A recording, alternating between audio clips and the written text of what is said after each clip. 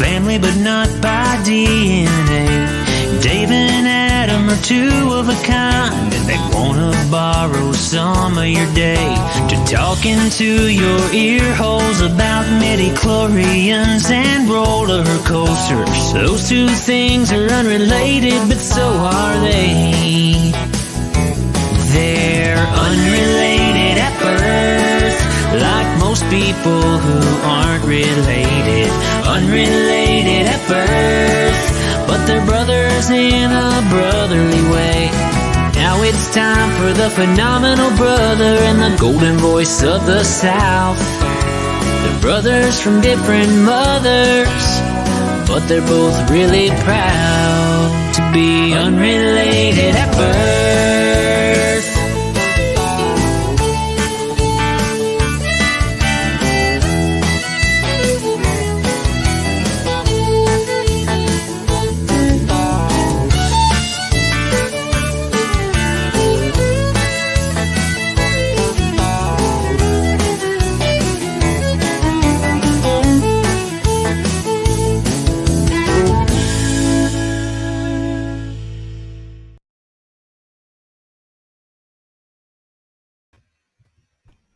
Every week. Every week. Every week what? I have a cup in my hand. Well, and you bring us in. Well, the timer says every 0. week. I have to start. So here's the thing, though. We did have half of the intro reel that we usually have. So it's understandable that you weren't ready.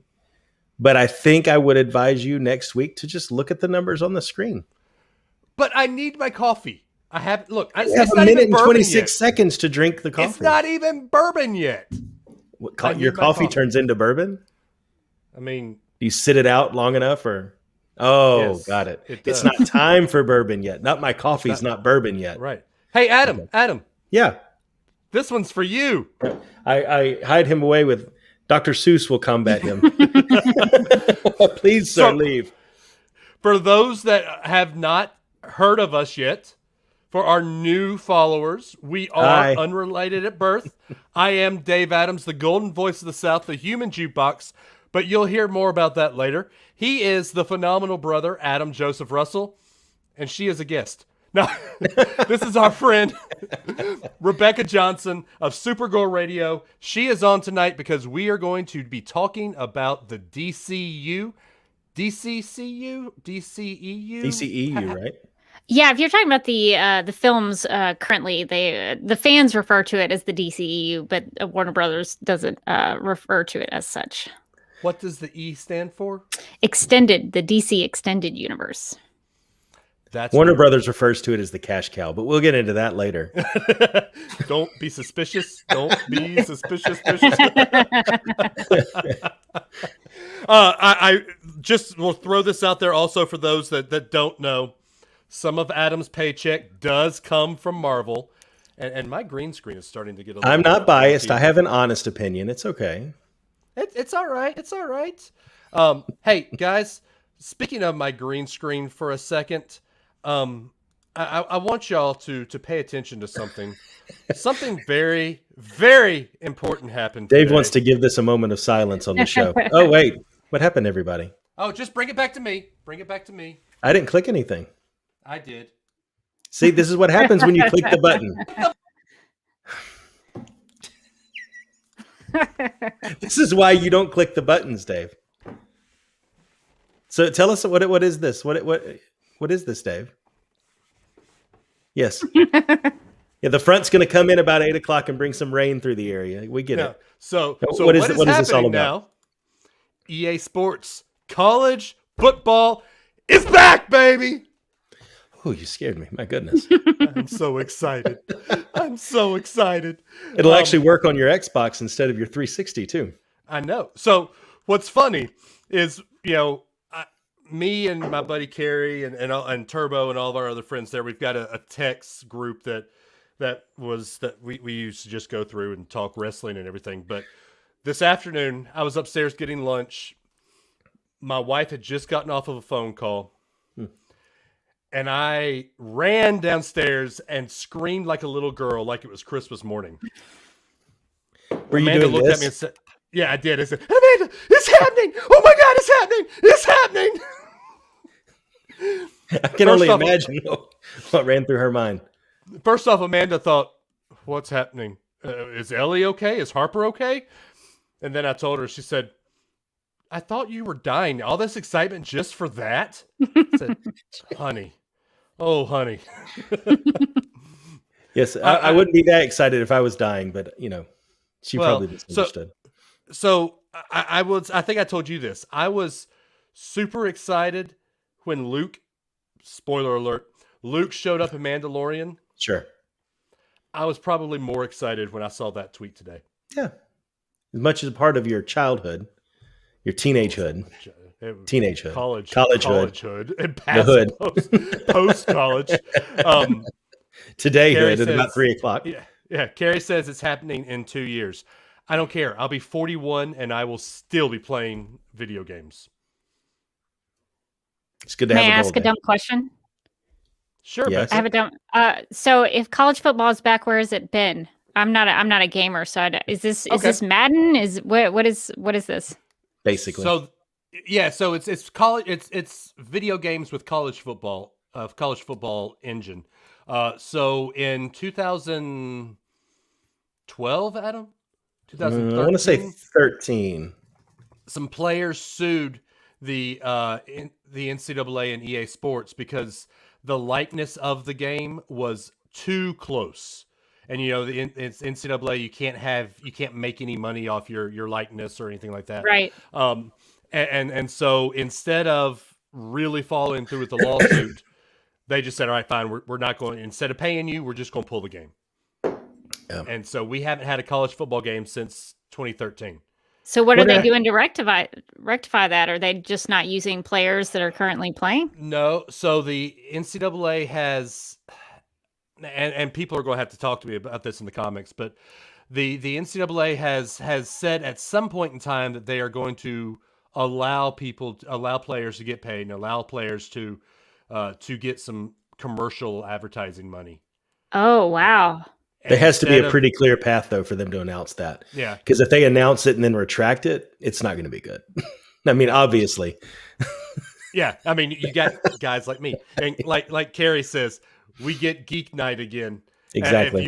If you listened to our show a couple weeks ago about video games, Geek Night was the midnight release happened usually. And I would go and get the game. Carrie would go and get the game, and a couple other guys. We'd all come over to my house, have like 3 TVs going, and we'd have Xboxes on all of them, and we'd stay up till unholy hours in the morning playing Xbox. So there you go. And yeah, this person said instead of giving money to players that make the colleges and NCAA billions, they would be faceless players. I disagree with that, though, because I think that this is going to be the path to where the players will be able to get some money off their likeness. They've already allowed a path forward for that. Yeah, it was always sketchy to me that it was actually a likeness. I mean, I know you're taking their stats and their number, but they didn't make it actually look like them. But I know it's hard to get around that. But the whole likeness thing to me never stood up with this game. It's not like it's Ezekiel Elliott with the Cowboys there on the screen. It's a generic avatar that has the same statistics as Mac Jones. And his number. I mean, it's but his number doesn't belong to him. But his number doesn't belong to him. See, and this is where we get into. But this is where Carrie says they're avoiding licensing with the NCAA and just dealing with the schools themselves. So that I can see how that makes more sense. But I think the money should all go into a scholarship fund. But I can agree with that. Now, you know how I feel about this whole topic. I understand, and we're not going to get into it because that could be very sketcy. No, I'm not. Just like this could be a very fun topic that we're going to talk about tonight. I will warn people here. Becca is a bit of an expert. Yeah, an expert on some things. I probably could learn about some other things, but I'm an expert in some arenas. She has schooled me a lot on DC Comics because I was a fan of the Arrowverse, and Becca and I have gone round and round on Facebook discussions about the Arrowverse. So, and we'll get into that tonight. And we'll it's going to be a fun conversation of DC Comics, and maybe we'll get into we will definitely get into comparing and contrasting DC and Marvel. It's going to be some hot takes. Oh, yeah. There will be some hot takes. There will be. Vance says it's not hard to talk about the DCU. Vance is going to be one that's going to be a little bit on the opposite side of you, Becca, because he said a lot of things about the DCU when I first told him the topic this week. That's totally fine. I'll respect opinions. Agree to disagree. So anyway, Adam, there is one other thing we need to discuss before we start recording the actual podcast. Okay.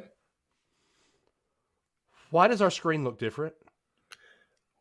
Oh, it does look different, doesn't it? And it has new things on the ticker at the bottom that I forgot to put on when we started.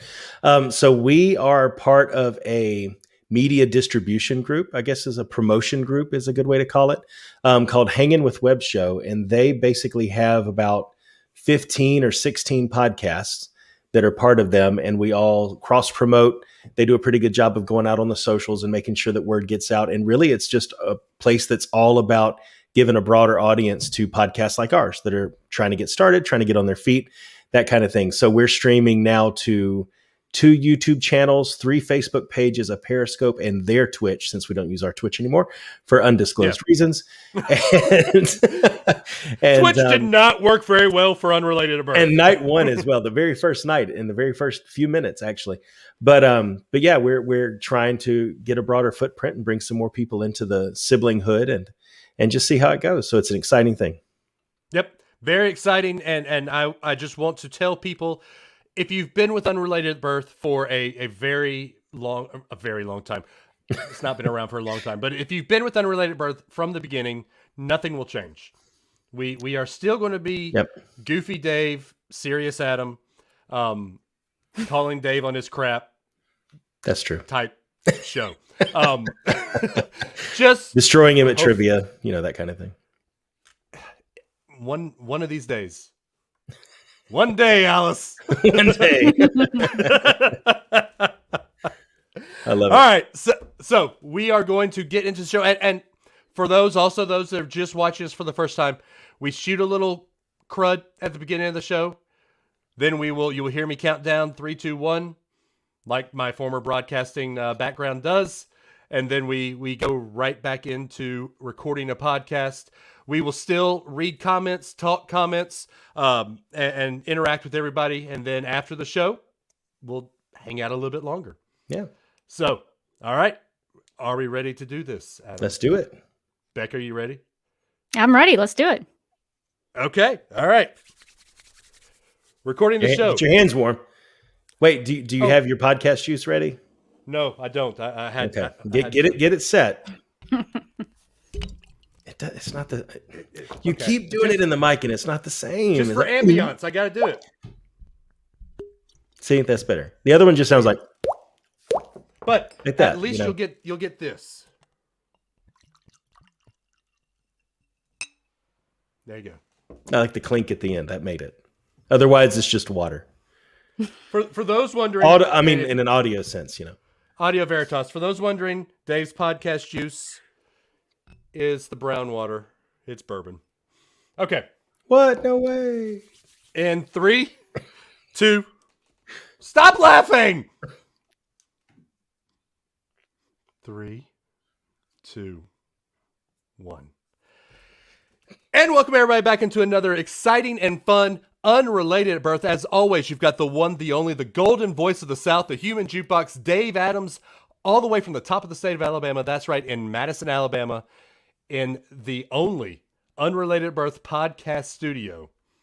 And as always, I have brought along my friend from the House of Mouse, from St. Cloud, from his subdivision where they're trying to get a red light, in the Southern Command of the annex of the Unrelated at Birth podcast studio, the phenomenal brother, Adam Joseph Russell. What's going on, man? See, annex makes it sound like there's something that we added after the fact. Annex is like we needed more space. Just Southern Command. Come on, give me that much. We don't even have a red light here. The least you could do is just say Southern Command. And if anyone wants to sign the treaty and help us with our cause, or sign the petition and help us with our cause, I'll send you the link. You've already got 500 comments or subscribers or or signatures. Signatures. That's what I need. There you go. Carrie says we need to run the annex of Puerto Rico. And we'll do a petition for that. Do you not get it? Okay. Let me go ahead and bring my. Let me go ahead and bring my guest in. Fine, I'll wait. Because we're going to be talking the DC universe, DCE, the DC TV universe, DC Comics versus Marvel, all this stuff, and Puerto Rico, and from Supergirl Radio. My friend Rebecca Johnson. What's going on, Becca? Hey, Dave. Hey, Adam. It's great to be with you guys. I'm a big fan of your show. I think what you do is great. Your production value is pretty good. So I'm glad to be with you for this episode. Thank you, Becca. Now, can you please help explain to Adam what the annexation of Puerto Rico is? Oh, I'm not going to get into that. But since we're talking about Marvel, Captain America is really Captain Puerto Rico because of his flag on his suit. So that's what I'll bring in there for that. Oh, okay. From the movie The Little Giants, the annexation of Puerto Rico is the play that they run at the end of the game. The guy with the computer sitting there. Got it. How do I run a pop culture podcast? But The Little Giants, that's a big pull. That's from way back. I haven't seen Little Giants since it came out in 1994. Yeah, great movie, but a long time ago. Isn't that on Disney Plus though? Do you know how many other things are on Disney Plus? That's like saying, did you look that up in the encyclopedia? I mean, it's. Do I need to show you my coffee cup again? No, please don't. I don't need to see the Cat in the Hat again. Thank you. You've already run my anxiety through the roof. I know. Okay, so first off, let's give. Wait. Hang on. I'm sorry. So not that one. Rachel says Rebecca. And I see Supergirl Radio folks in the chat. Claudia says hello as well. So I just wanted to make sure we gave them a shout out for being here. Thanks for coming by. Yeah, thank you, Supergirl Radio people. And I, earlier in the show, Vance was saying, when can he tell the guests is second guessing their decision to come on the show? We saw it before we even started the live. So yeah, I know. Anyway, so Becca, first off, before we get into the deep dive here, tell us how your love for DC Comics started. Well, it probably started when I was young. I have vivid memories of watching the the Christopher Reeve Superman movies, Supergirl the movie. But I think, a lot of people have the same story. I'm finding out that it was Tim Burton's Batman 1989 that really sparked my imagination. I was probably 8, 9 at the time, and I begged my parents to take me to see it because it was PG-13 and I was a little too young for it. But they let me go see it. And I remember begging my grandmother to take me to Taco Bell because at some point Taco Bell had like Batman merch there, I guess in like Happy Meals or something. And so I just have these memories. Like there were lots of Batman 89 memories. Like we went to Waffle House one night and I played Bat Dance on the jukebox. So I just remember being a kid and being obsessed with that movie. And I think that movie made me love superheroes and comic book movies and filmmaking in general. I'm a huge Tim Burton fan to this day. So that's kind of where it sparked. And then I sort of I kept up with superhero stuff for the most part, but it wasn't until I moved to Atlanta in 2005 when I started, I got into watching Smallville from a recommendation from a friend of mine. Great show. And so I started reading comics like really heavily. I remember when I was a kid, I got into Dick Tracy because of the Dick Tracy movie that came out, I think the year after the Tim Burton movie. And so I had kind of done some comic book reading then, but it wasn't until I moved to Atlanta and kind of got into Smallville that I really got into comics really hardcore. And I fell in love with the medium because I started to connect like, oh, comic books are like storyboards, basically. And the film fan in me really loved that idea that the artist could make it like a storyboard, and that's kind of how you followed the panels. And so since that day, since about 2005, I read comics all the time, and I became more of a DC fan. I've always been more of a DC fan than a Marvel fan, but I have respect for both. Yeah. So why Supergirl? Why start just the Supergirl Radio? Because she's not exactly a major character in any of the DC arcs. Well, I wouldn't say that. She was a big player in Crisis on Infinite Earths. That was when she famously died in 1984, when she was killed off because DC wanted to just have one Kryptonian, so they had to get rid of all the Kryptonians. So that was a big storyline for her, and she's kind of popped up, here and there. She was pretty big on Superman the animated series. She was on Smallville as Kara Kent, and so she's sort of popped up here and there. In addition to the Supergirl, the movie with Helen Slater in 1984, simultaneously the year that they killed her off in the comics, which was not a great year for Supergirl. But in terms of starting the podcast, I was approached by a friend of mine, Andy, who is the host of the Flash podcast. And he was looking for somebody. Supergirl had been announced, and he was looking for somebody who maybe he could start a spinoff podcast from his podcast and talk about Supergirl. And he knew I was a DC Comics fan and wanted to see if I was interested. And I was like, well, I like Supergirl. I was a fan of the movie when I was a kid. And even to this day, like, I still defend it a little bit. I know it's a pretty terrible movie, but there are parts of, we actually did a debate recently on Supergirl Radio about Supergirl, the movie. And I took the side defending the film. So if I had to, I would defend it. But when I was a kid, I loved it. It had a really scary villain. Selena is nasty, and Helen Slater is really good at Supergirl. So I've always had like an affinity for Supergirl. But when he approached me about the podcast, I was like, sure, I'll talk about Supergirl. I had gotten out of podcasting for a couple of years before that, and I was like, well, yeah, it's this time I can get back into a podcast. And so it's interesting though, because by doing the podcast, we've done it almost technically 6 years now. I love the character so much more now than I did when I started, just because we've read through a lot of her comics through different time periods and have followed the character through, the TV show and kind of the current run of the comics. So I think spending time with Supergirl has made me love the character so much more. That's awesome. I've been a Superman fan for as long as I can remember. He's always been my favorite, like, go-to superhero.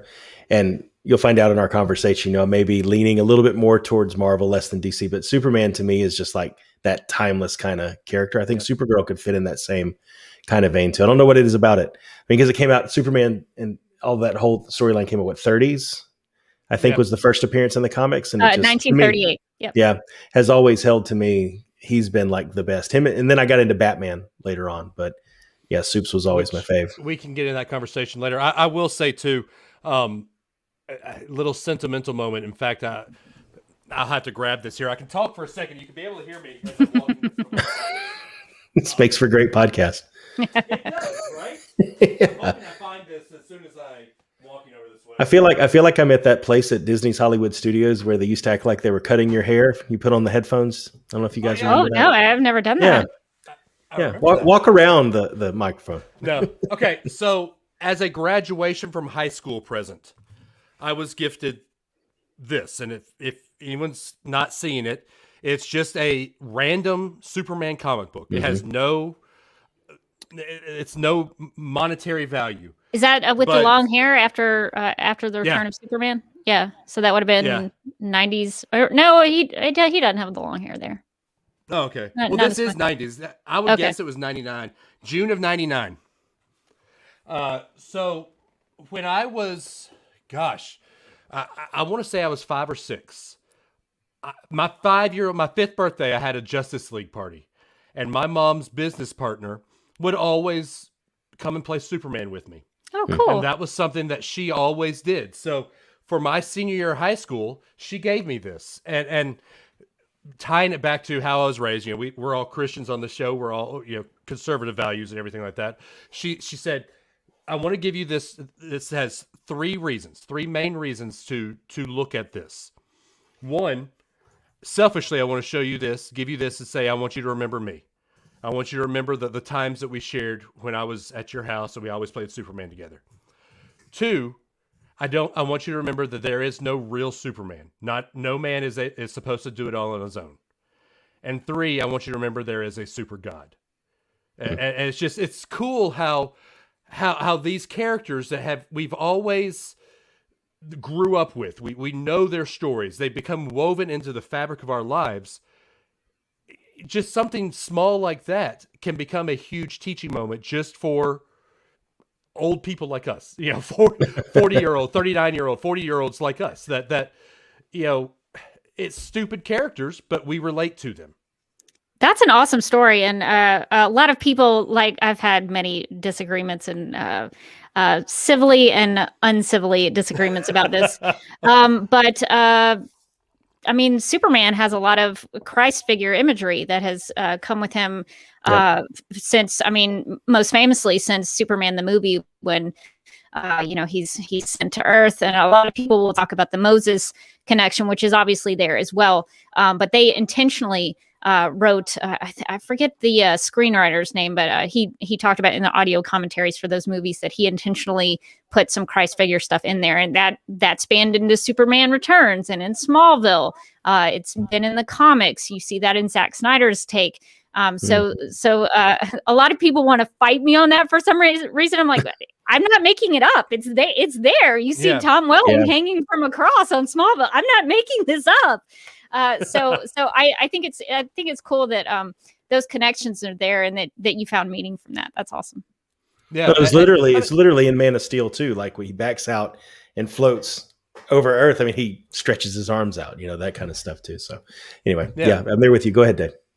No, I was just saying, even in the comics, Death of Superman, he dies to save Metropolis, and then he's reborn when they need him the most. So it's all there. I don't see how people can disagree with you on that. Sure. I think it's because they don't want it to be the case. I don't know. I think some people fight back on that because they don't want it to be true. But I'm sorry, I don't make the rules. This is just the way it is. That's how they played it. Yeah, that's how it's played. All right, so let's get into the controversial topic of the DC cinematic universe. It started off strong with Superman 2, Superman 3 died was stupid. And then the Wonder Woman movie, the Wonder Woman TV shows, all those, 80s campy shows. Adam ran away.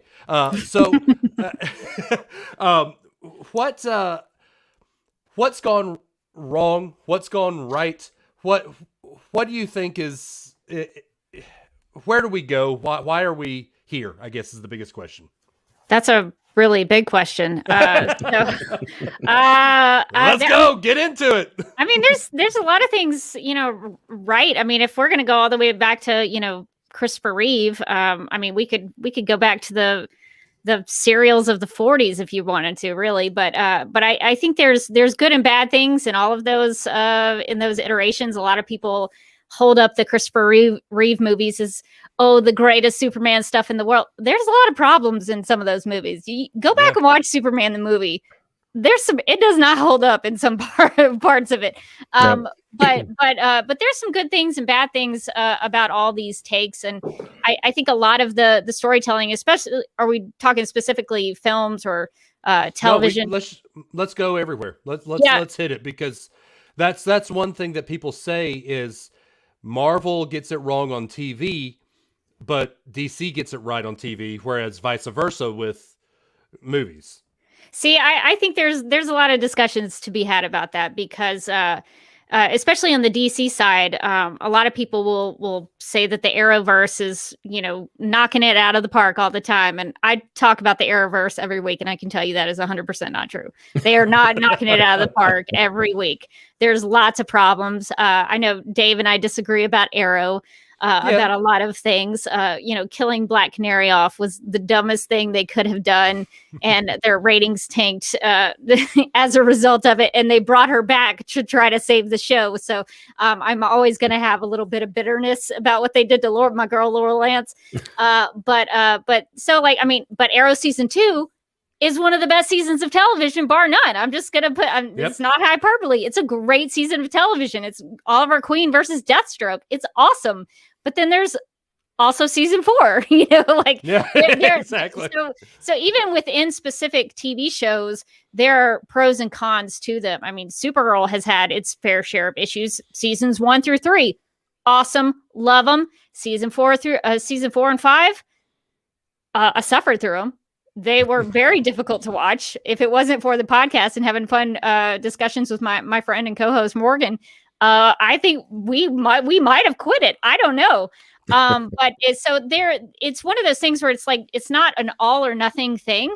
There's good things and bad things within, each film, within each TV show. But what I think the strength that they're finding within the DC universe as a whole currently is that the ones that are really succeeding have a perspective. Like you talk, I know Dave, you're a fan of what the shows were on DC Universe, but are now kind of going the HBO Max route, the Doom Patrol, Titans, Swamp Thing, Stargirl. Those are excellent. I would recommend those shows to anyone. I would probably, if I had to rank them, I'd probably put Doom Patrol number 1, Titans number 2, Stargirl number 3, Swamp Thing number 4. But Swamp Thing still excellent, even at number 4. But those are so different from the Arrowverse TV shows. The Arrowverse, The Flash, Supergirl, Black Lightning, Arrow, Batwoman, Legends of Tomorrow, they all have a formula.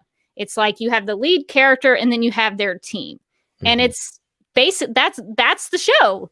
And so DC Universe shows are not like that. They're vastly different. They're allowed to be more creative. They're a little more mature. They're a little more violent, but they're also very unique. So I think it's interesting. Even on TV, there's 2 different universes going on, and they have their pros and cons. Yeah. What I've liked about it, especially with The Flash, is my son is 11. His name's Aiden.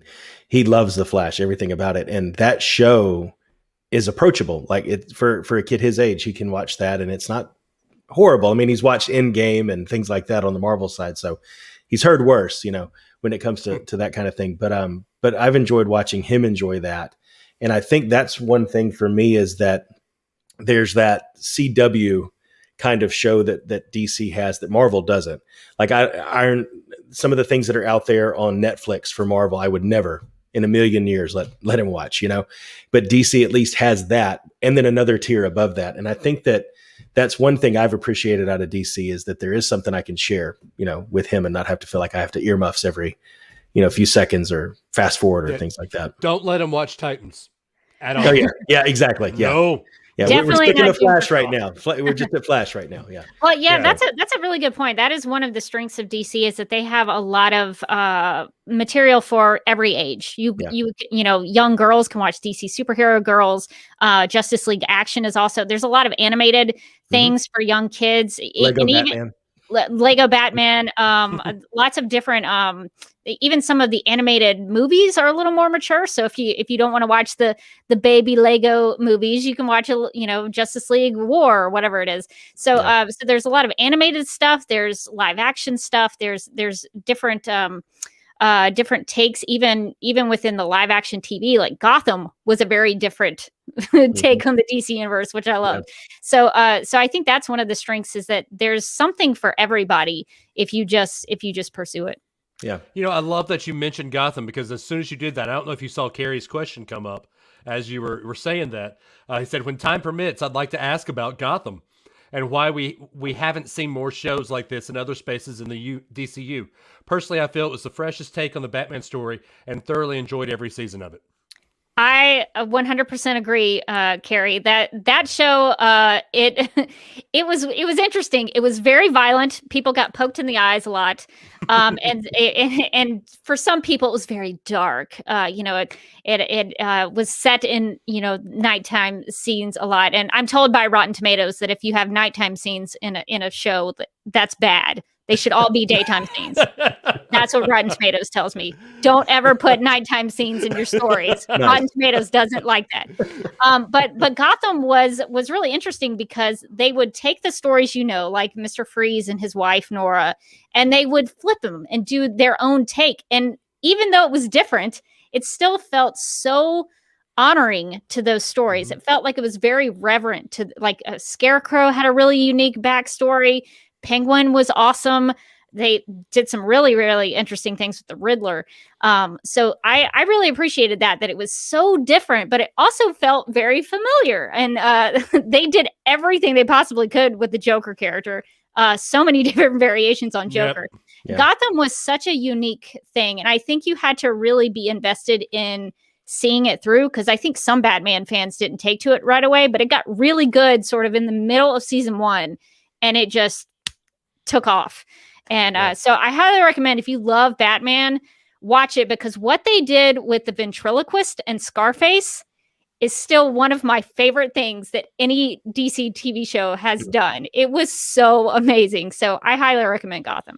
Yep. Cool. So we're going to be bouncing around with this, and I'm sorry. That's just our welcome to Unrelated at Birth. Right. But what you saying this brought me to this tangent, but what is your take on going away from the source material?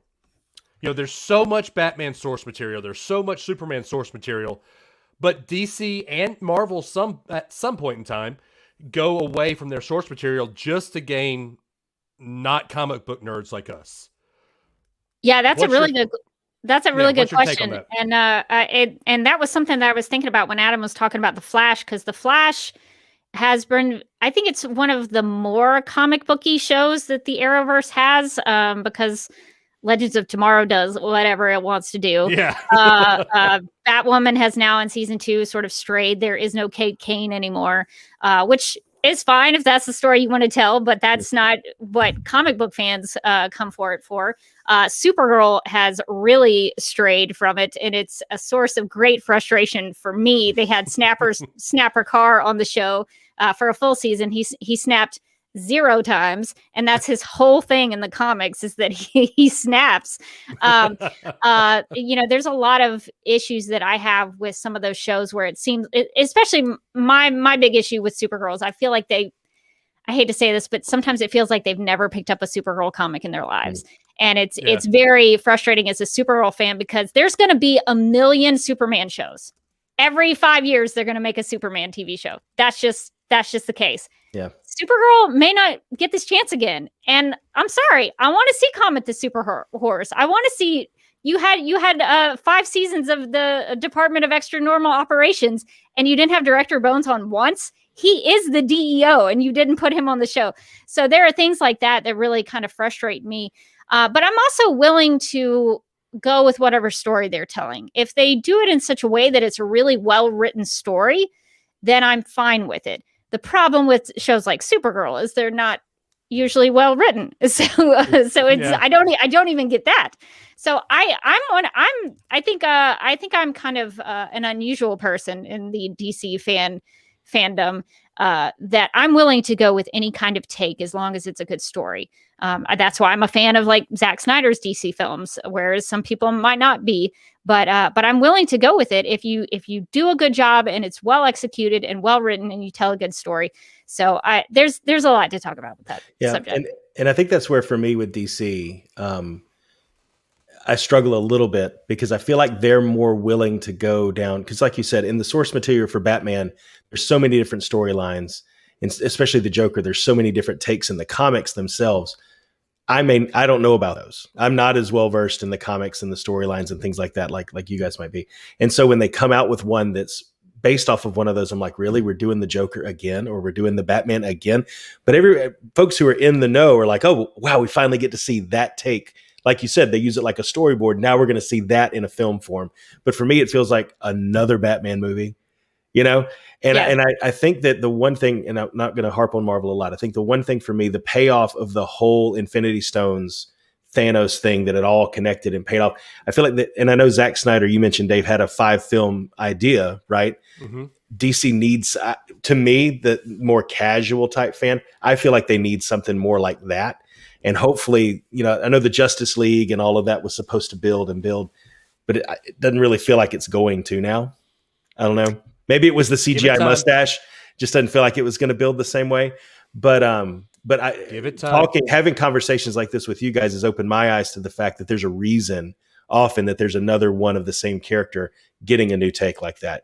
So I've come to appreciate it a lot more than I probably would have 3-4 years ago in that regard. Yeah, I have a friend, Michael Bailey. He's one of the podcasters for Superman homepage. He does reviews for them. He once talked to me about this kind of ideas. Every TV show, every film, even if it's the same character, it's almost like you're watching like a new writer and a new artist on a comic book who have come in and they're doing their own run on the comic book. Yep. So they may have that same character, but it's going to be a different take.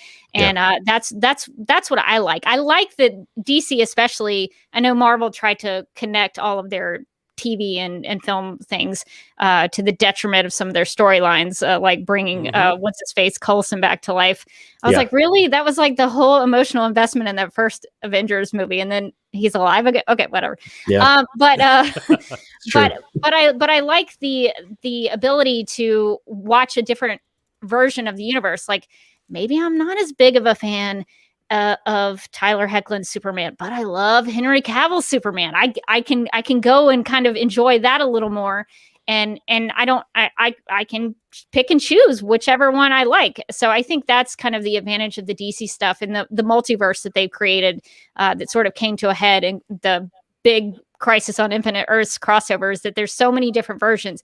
If you don't like Gal Gadot's Wonder Woman, there's a whole Linda Carter series you can go watch. True. So I think if you don't like Gal Gadot's Wonder Woman, what is wrong with you? Get out of here. That's how I feel about it, but everybody has their own tastes. But what I think is really interesting to that, I guess, to take it back to that sort of comic book accuracy discussion, is I think about DC Universe's Titans, because that show is like the comics jumped out and like hit me in the face. And that's what I love about Titans, is it feels they've done such a good job of world building and building those characters that it feels like a Teen Titans comic come to life. I mean, the guy that plays Gar looks just like Beast Boy. Like, it's freaky how much he looks like Beast Boy from the cartoons. Yeah. Yeah, and this is just kind of, I know nobody probably else cares about this but me, but they had a Crypto the Superdog who actually flew and used heat vision. Yep. That is not something you're going to see on the Arrowverse. The Arrowverse shies away from that because they think it's dumb. But in reality, they try to shy away from the supernatural. Well, yeah, they try to. Yeah. I mean, we had streaky Supergirl's cat on Supergirl, but he was not powered. He was just a normal cat, which is fine. Yeah. But Crypto the Superdog actually flying and using heat vision, and he was a white dog too. He looked just like Crypto. That was awesome. I'm sorry. Yeah. That's the kind of stuff where, as a comic book fan, you come to it and you're like, oh my gosh, that is Crypto brought to life. So it's interesting. Like, I love having people tell their stories, but I also kind of want to get some of that stuff for me as a fan. Absolutely. So let me ask you this, and we've got a question we have to get to here in a minute, but I do want your take on this, and talking about the multiverse and everything. Having two Flashes in the same time frame, or two, Ezra Miller and what's his name? Grant Gustin. Grant Gustin. Why would they do that? Because I do think Grant Gustin probably embodies Flash better than Ezra Miller. Or Ezra Miller. Ezra Miller. Mm-hmm. Yeah. So why would WB try that when CW already has probably the perfect Flash? Well, they did it mostly just for funsies. Is basically, I think they didn't say that technical term. That was my terminology. They just thought it would be cool to put it in Crisis on Infinite Earths, because I think that really embodies the multiverse aspect of it. Because in the Crisis on Infinite Earths crossover, which if people don't know, Crisis on Infinite Earths is a big storyline in the comics, and every year the Arrowverse does a big crossover, and they usually adapt some comic book storyline. So for them to do Crisis, it was a really, really big deal. And Crisis basically, the idea behind Crisis is that there's something eating all of the worlds. So in the multiverse, you have all these different worlds. You have Earth 1, Earth 2, Earth 3, blah, blah, blah, blah, blah. And then when all the Earths are being kind of sucked out, you see all these characters from like the Birds of Prey TV show. Huntress gets sucked up. Smallville made an appearance. What's his face, who played Dick Grayson on Batman 66? What is his name? I'm blanking on his name. Burt Ward. He was in there, and so they used it as a way to bring all of those worlds together and have that Crisis on Infinite Earths really feel like Crisis on Infinite Earths. So I think it was just a way to bridge that gap and make them all feel like one unified thing. And as a fan, I thought that was great. Ezra Miller coming on Crisis on Infinite Earths was like the most anybody would talk about. That, I mean, Oliver Queen died. Who cares? Ezra Miller was on there, and it was awesome. So, and I think they did it just to get people talking. Yeah, they're potentially going to pay it off the other way too, right? With Grant Gustin possibly in the Flash movie, because you can work it both ways, right? I mean, that whole infinite universe thing kind of pays off to your advantage in that, because you can have multiple Flashes and they can all coexist. So at least I heard that rumor. I don't know if that's still true or not, but yeah, I don't know if that's been solidified, but I think it's very possible. The Flash movie, from what we know about it, is going to have multiple Batmen in it. And that's kind of Flash's whole deal. He time travels, he goes to different worlds, he experiences different places in the multiverse. So it makes sense that the Flash especially would be a character to do that with. Sure. Yeah. All right. So we've got to go back. And like I said, welcome to Unrelated Birth, where we jump around. Facebook user, we don't have a name here, but what do I watch first if I've never seen any DC TV show, comic, or anything? Wow, that is a huge question. You're 2 for 2 on the big questions, Dave. Congrats. Oh. I know. I'm good at this. Welcome to Unrelated at Birth. We ask the hard questions. Well, I would probably say Justice League Unlimited. It's an animated TV series. It's a cartoon. I think it was in the 2000s.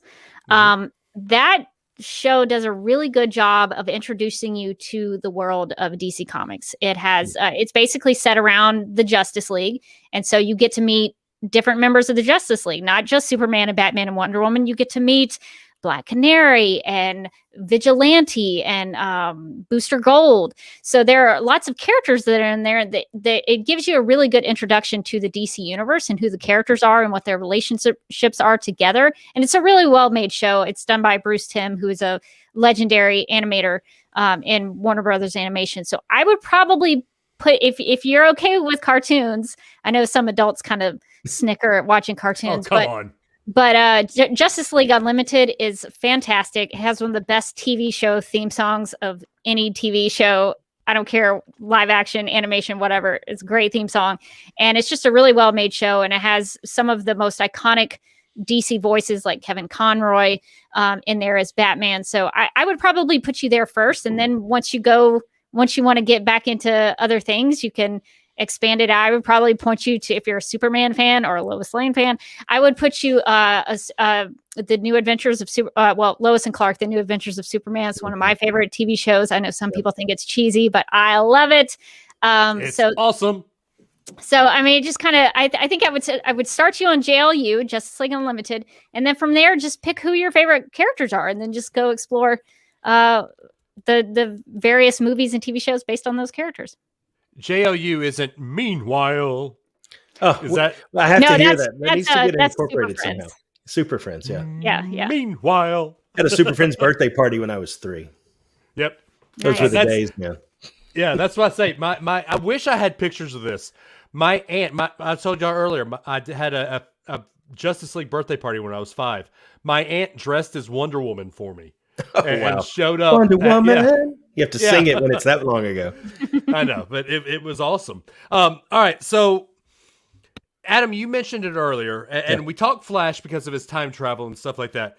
But in the past 10 years, let's go 15 years just to be good here. I can count probably 4 to 5 Jokers. I can count probably 4 to 5 Batmen. How does DC fix this continuity issue that we have going now? Because we've got this, Marvel, like Adam said earlier, that's got this great continuity thing where every one of their 30 movies at least has some way to tie into each other.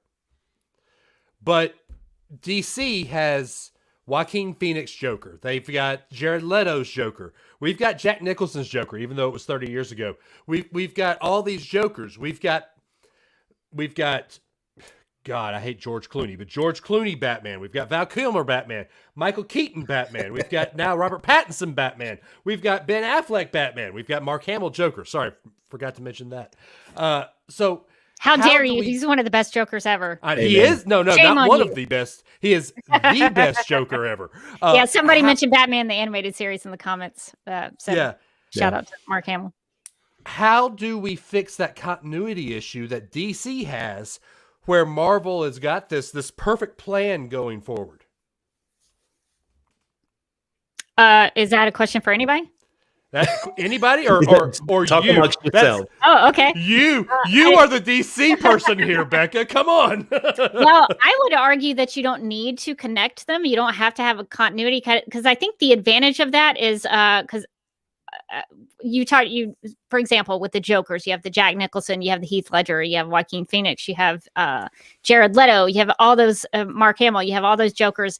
And the great thing about the advantage of that is that people don't freak out necessarily. Well, sometimes it happens. I was going to say, wait a second. But people are more welcoming, especially with the Batman characters, to be like, oh, well, there's a new take on the Joker. Okay, that's fine. Great. Let's do that. But I think what Marvel, especially with the MCU, is going to have a rude awakening for is when they recast characters like Iron Man or Captain America. You're going to get a not my Captain America, hashtag not my, like MUH, not my cap. You're going to get some of that. So I think you have to be open to having new takes on the characters, just because, like, DC fans, I guess I can only speak for myself, but I'm fine. I'm like, okay, let's see what this new Batman's got going on. All right, cool. Yeah. So I'm a little more open to that. So I think that's what the advantage of that is that you can kind of pick and choose which one you like. So Marvel doesn't necessarily have that. It does have continuity, and I would argue about half of those 30 movies are not very good. But you have those 30 movies. But and they will at some point, they will recast those characters because they're gonna want to have those characters back. That's gonna be really interesting to watch. Yeah. Well, nobody wants to sit and watch a Thor movie anyway, right? Those are the only ones. I still have never seen a Thor movie. The first one is really good. I have not. Ragnarok is probably the best Marvel movie. I should probably watch Ragnarok, but Ragnarok is really just Thor in a Guardians of the Galaxy type style, right? Yes. Just don't watch Thor 2: The Dark World. No, I can't. I can't. That was for me. That was one of the worst. It's interesting that mark it down. Vance Cope is on my side. Mark it down. How do you know that? First, because he said blasphemy to you about Thor. Oh, anyway. But the funny thing about it is, literally 2 comments earlier when we first talked about the connected universe back to back, Vance says, I think DC would be better without a connected universe. And then Brian says, a DC connected universe is cool to see characters interact. So that's part of it too, is that you're always going to have that mix of who wants what, right? I tend to fall into that camp of, I want a payoff.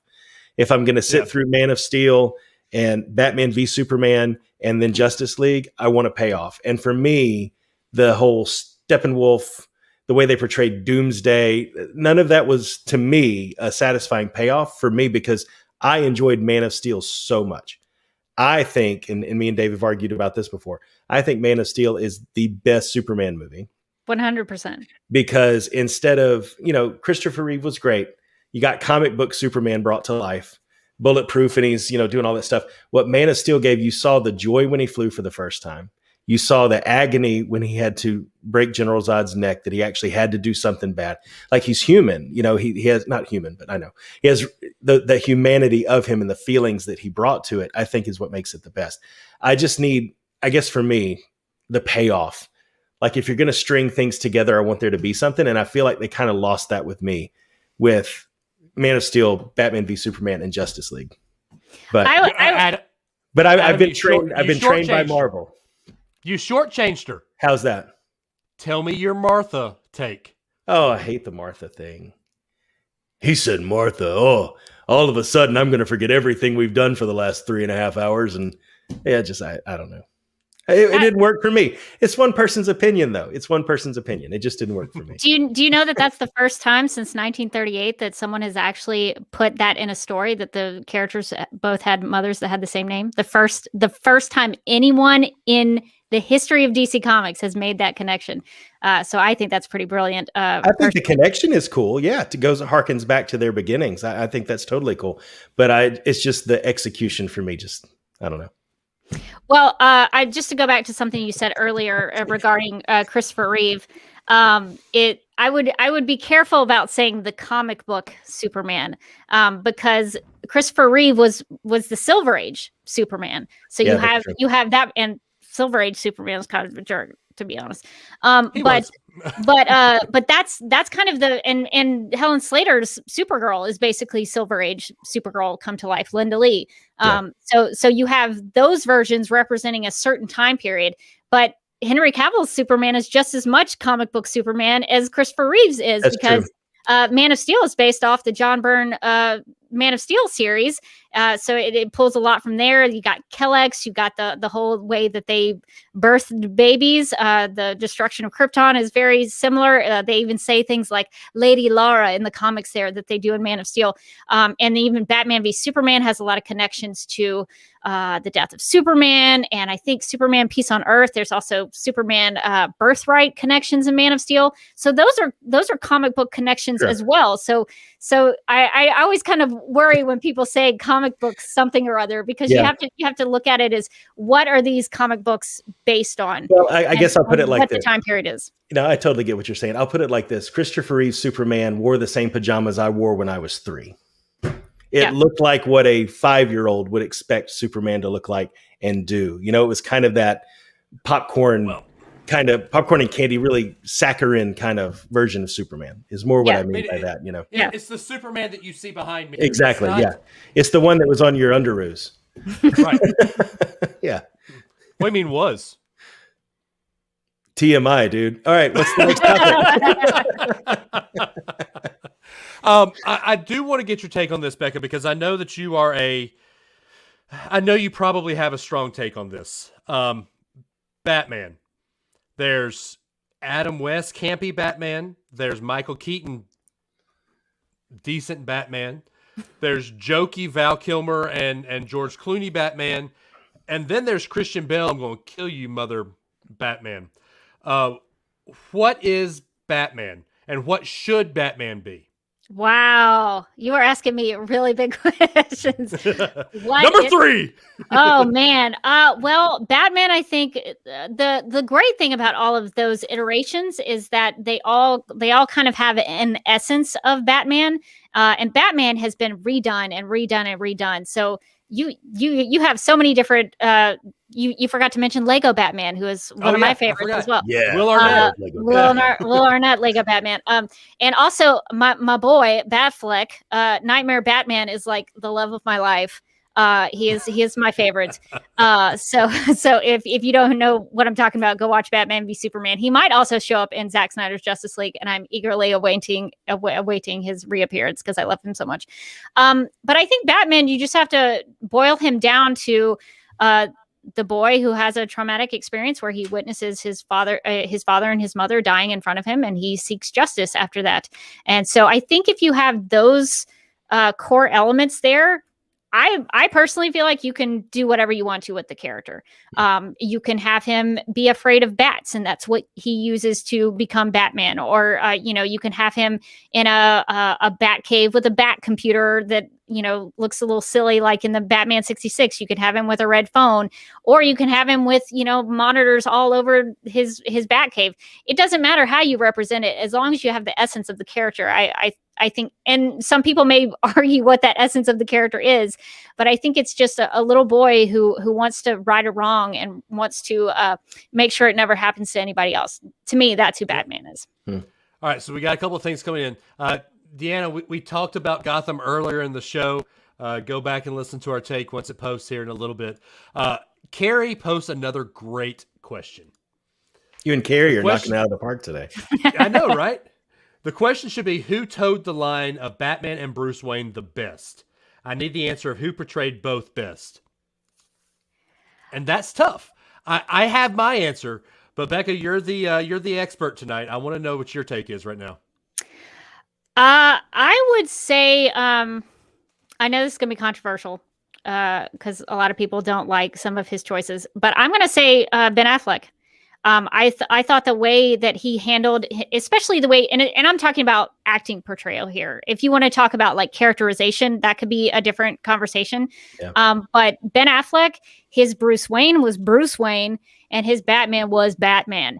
Some other portrayals like Michael Keaton, like I don't know that he quite got Bruce Wayne for me. He did a pretty good job as Batman, and I love Michael Keaton in those movies. And like I would say like Val Kilmer probably did Bruce Wayne better than he did Batman. Same thing with George Clooney. He did the Playboy Bruce Wayne a little better. Kevin Conroy, everybody loves his voice. He does both pretty well. But I really liked the way that Ben Affleck played him, because that dude was Bruce Wayne. Some people don't get both of them, but the way he carried himself as Batman, where he was just, I mean, you wouldn't mess with that dude. Some of these other Batmen, you're like, okay, you're a guy in a suit, whatever. But he was a real threat. You would not want to be cornered in a room with that guy. So I think for me, Ben Affleck, he's probably my favorite Batman, and that's coming from somebody who loved the Dark Knight trilogy with Christian Bale. He's probably my number 2. But I think it depends on kind of what you think about the character and how you sort of visualize him or hear him in your head. But for me, I would probably say Ben Affleck. Okay. While we're on the topic, say, Jess, what about Bruce Wayne as depicted in Titans? Thoughts?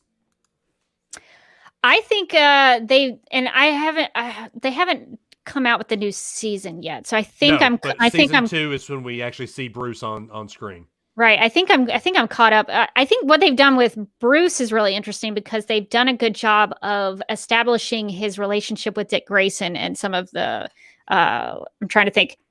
Shit, I always get the Robins confused. Jason Todd. Jason Todd is the other Robin. I think they're about to introduce Tim Drake. I hope that's not a spoiler. Really? That's the rumor. So there may be another Robin, yet another Robin. That'll be all 3 Robins. Now Carrie Kelly has to show up at some point.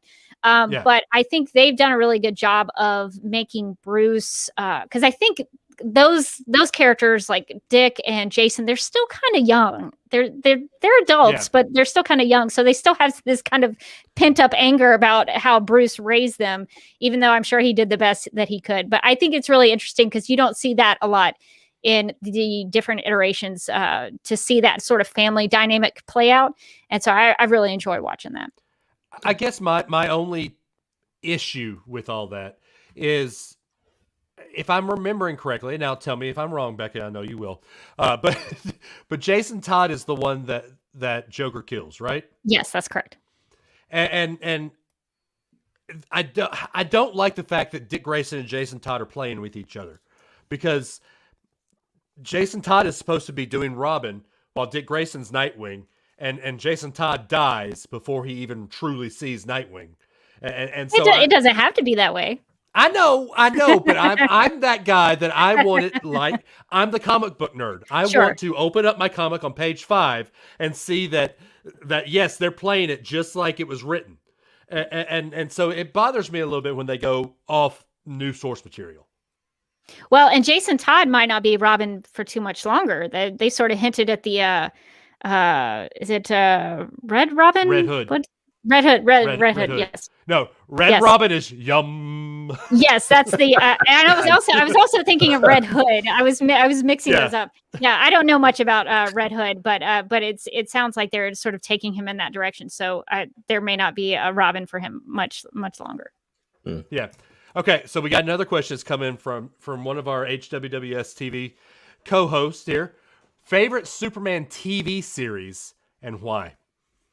I mean, I think I already mentioned it, but Lois and Clark, The New Adventures of Superman is my go-to. And the reason that I love that so much is because it originally, before it even became a series and went to, had a pilot and went to series, it started out as being a Lois Lane TV series. It was actually supposed to be called Lois Lane's Daily Planet. And I am a huge fan of Lois Lane. I love the character. I probably love Lois Lane more than I love Superman. Sometimes I just watch Superman stuff just to see Lois Lane. Lois and Clark, The New Adventures of Superman did something that no other take on it had done before, where it focused on the relationship and the romance angle of it. And Terry Hatcher's Lois Lane, she's like my gold standard for Lois Lane. If you're better than Amy Adams? Well, Amy Adams is my favorite, but Terry Hatcher's Lois Lane is the guideline, the guidepost of where I judge all of the other Lois Lanes. Like, if you're better than Terry Hatcher, like Amy Adams is, you're awesome. Yeah. If you're worse than Terry Hatcher, get out. Just forget it. So Terry Hatcher is always that bar that I kind of set for myself of like the gold standard of what it should be. But her Lois Lane is so great, and I think I heard a rumor that Dean Cain and Terry Hatcher didn't like each other very much, but you would never tell that. No, that's like great on TV. Yeah, it's true. So they were great together. But that show, I think, I really enjoyed it because it had a lot of the Daily Planet. You spend a lot of time in the Daily Planet with Perry White and the various Jimmy Olsens on that show. And so for me, that's where I personally love the Superman story, is the romance, the Lois Lane of it all, the investigating, the Daily Planet stuff. That's kind of in my wheelhouse. They did some comic booky things, like they had a Toy Man, and they did sort of play around in some comic book aspects of it, but it was mostly just a story about some people. And they really, you talk about like a sort of a humanized Clark Kent. Dean Cain's Clark Kent is one of the first times I could remember being like, wow, I really connect with Clark. I really couldn't do that with Christopher Reeve's Clark Kent. Yeah. And so Dean Cain really brought a lot of humanity to that role. And so for me, that's kind of my go-to. I always, I watch like a Christmas episode every year for Christmas. The Mix Yes Pitalik one I watched recently. So that's kind of my go-to Superman show. That's awesome. I gotta say this. Ryan did ask. Wrong one. He said, "What about Smallville thoughts?" Ryan, we talked about that earlier. Like I said about Gotham. Go back and listen to it. I don't know if you want to hear my Smallville thoughts. Wait, I thought you said you liked it. I liked maybe the first 5 seasons. And then it kind of took a downturn. Season 8 made me so mad. Some of the stuff, I actually quit watching the show after season 8. I remember in the finale, the season 8 finale, they did Doomsday. They had Clark versus Doomsday. Clark didn't throw a punch. He didn't die. And then he just kind of magically vanished out of a scene. And I was like, what the heck is this? What am I watching right now? So that was my signal to be like, I don't know that they're taking this very seriously. Right. So Smallville, I know a lot of people love it. It was a big thing for a lot of people. It lasted for 10 seasons. Congratulations to them. But I did have some issues with it. It was not my favorite take. I remember, and I can't remember exactly what episode this is, but I have this visual in my head of Clark in the long black trench coat, and he's using heat vision to burn down a building. And that image has always stuck with me because it looked like 9/11. It looked like Superman was burning down a building like a 9/11 terrorist. And I was like, I've got to stop watching the show. This show is, I cannot do it. And so if anybody knows what episode that is, let me know. But I vividly remember that moment. And so I think some of it, what I think Smallville did really well is that it reintroduced Superman to a new audience for TV. And it came at a time, people always talk about this, Smallville it premiered kind of around 9/11, where people needed a hero. People needed something positive. And so Smallville kind of hit at the right time. And it did a really good job in those first couple of seasons of the Kent family dynamic. And I think when they threw that away, starting in about season 6, Martha Kent goes to the Fortress of Solitude and Jor-El's like, goodbye, Martha Kent. And then she was never seen again. So I think when they got rid of the family dynamic, when they got rid of the Kents, I think it really started to falter because from what I understand, the CW didn't want old people on Smallville anymore. So they got rid of the parents. So I think there's some good pros and cons of Smallville, but it's not my favorite. Yeah. It's not one I go back to. Yeah, Adam, you sounded like you were talking and wanted to bring up something. Oh no, I agreed. I'm just agreeing. Okay. So let's wrap this up. We got a huge question coming your way, and this is going to be my fourth and final zinger of a question. You ready? Go for it. What does DC do going forward? How can they bring in the fan that isn't? How can they bring in the Marvel MCU fan like Adam, who wants continuity, who wants a true storyline, who wants to watch Superman, then Batman, then Wonder Woman, and then see Justice League all bring it together? what can WB do? And is the Snyder Cut the gold? Here we go. It's coming. I wish that was the case. I'm so excited about Zack Snyder's Justice League. I can't stand it.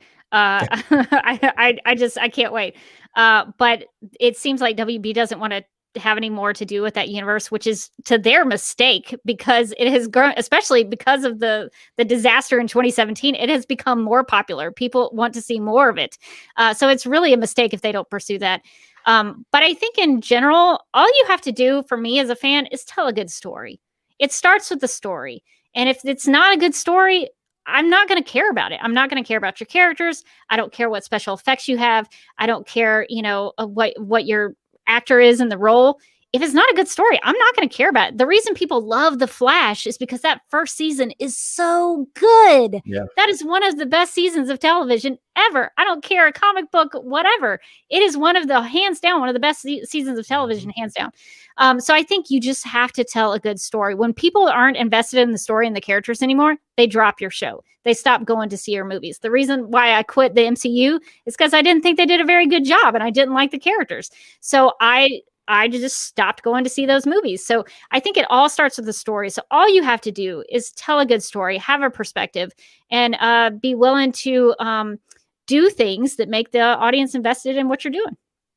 Yep. I'd agree. That's awesome. Because the other side of that coin is where I'm coming from. I felt the same way about Batman v Superman and Justice League. And admittedly, I have not seen Aquaman. I have not seen Shazam.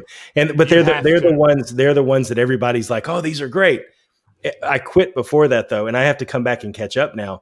But those two just didn't pay off for me the way that I'm sure probably Iron Man 3 or something along those lines, right? Didn't pay off for you, but I hear you. Was it Ant? Oh, I loved Ant-Man. I thought that was great. Oh, it was the comedic role. There's a scene in Ant-Man. I forget what her character Wasp is. What's Wasp's real name? Evangeline Lilly's character. I don't know her real name. See, isn't that a problem that all three of us don't know her? That's a problem that we don't know her character's name.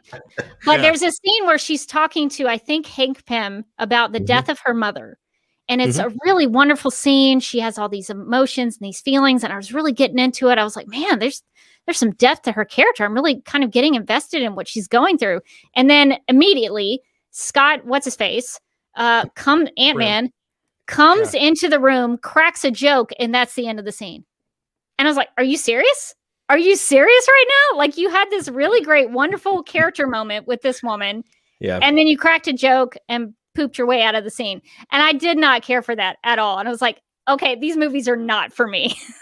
So that's why I quit. Sorry.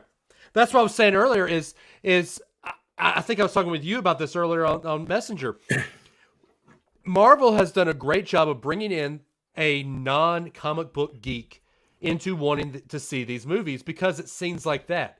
They have some character building, comic building scenes, and then they throw some comedic action in it, and you're done with it. And the normal fan's like, okay, that's cool, that's funny, I remember that. I don't remember the punchline to I Love You 3000, Dave. What was the punchline for that? Well, shut up. I'm just giving you a hard time. I'm just giving you a hard time. But, at the end of Justice League, if you hadn't seen it, sorry, spoiler alert, it's 3 years ago. If you hadn't seen it, what's wrong with you? You also don't need to go back and rewatch it because it's not the real version. Right, exactly. Wait till March 18th. Yeah. But at the end of Justice League, you see all the bad guys on a boat, and people like you and I are probably like, oh, it's the bad guys. It's all the Unjustice League. Oh my gosh, we're awesome. And everyone else is like, okay, why do I care? All that's playing in my head is I'm on a boat, but it's the bad guys singing it. I mean, yeah. Hold up. I don't hate Marvel. I love Marvel. But I have always been a fan of DC over Marvel just because I relate more with the DC characters. I think the DC characters are deeper and woven deeper into our fabric of our childhood. I mean, let's poll the three of us here. Did you play with Thor characters? Did you play with Captain America characters? Yes. Or did you play more with Superman, Wonder Woman, Batman? I'm totally serious. I still my pajamas. Were I have a Superman? picture I'll show you. I have a picture I'll show you when we're done with the podcast of me 3 years old or however many years old in my Superman pajamas. But I had an Iron Man action figure. Dr. Doom is still one of my favorite comic book characters of all time. So I was ingrained with both. Honestly, I mean, I'm not saying that to have a counterpoint. I was ingrained with both. And I think for me, you know, Superman is the one that I've always liked. I mean, I remember going to see Superman Returns and I was so excited and it just kind of fell flat for me. That's why I loved Man of Steel so much. I feel like it really rejuvenated that. And then what they did with Superman after that just didn't feel as great to me. And I think that's the thing is I was so invested in Superman that I had in my head a lot of people with Last Jedi, right? They had in their head what should happen with Snoke. They had in their head what should happen with Kylo Ren. And when it didn't, they were like, peace, I'm out. But then there's some of us who are like, it's okay to take a different approach with Star Wars. I don't want people messing with my Superman.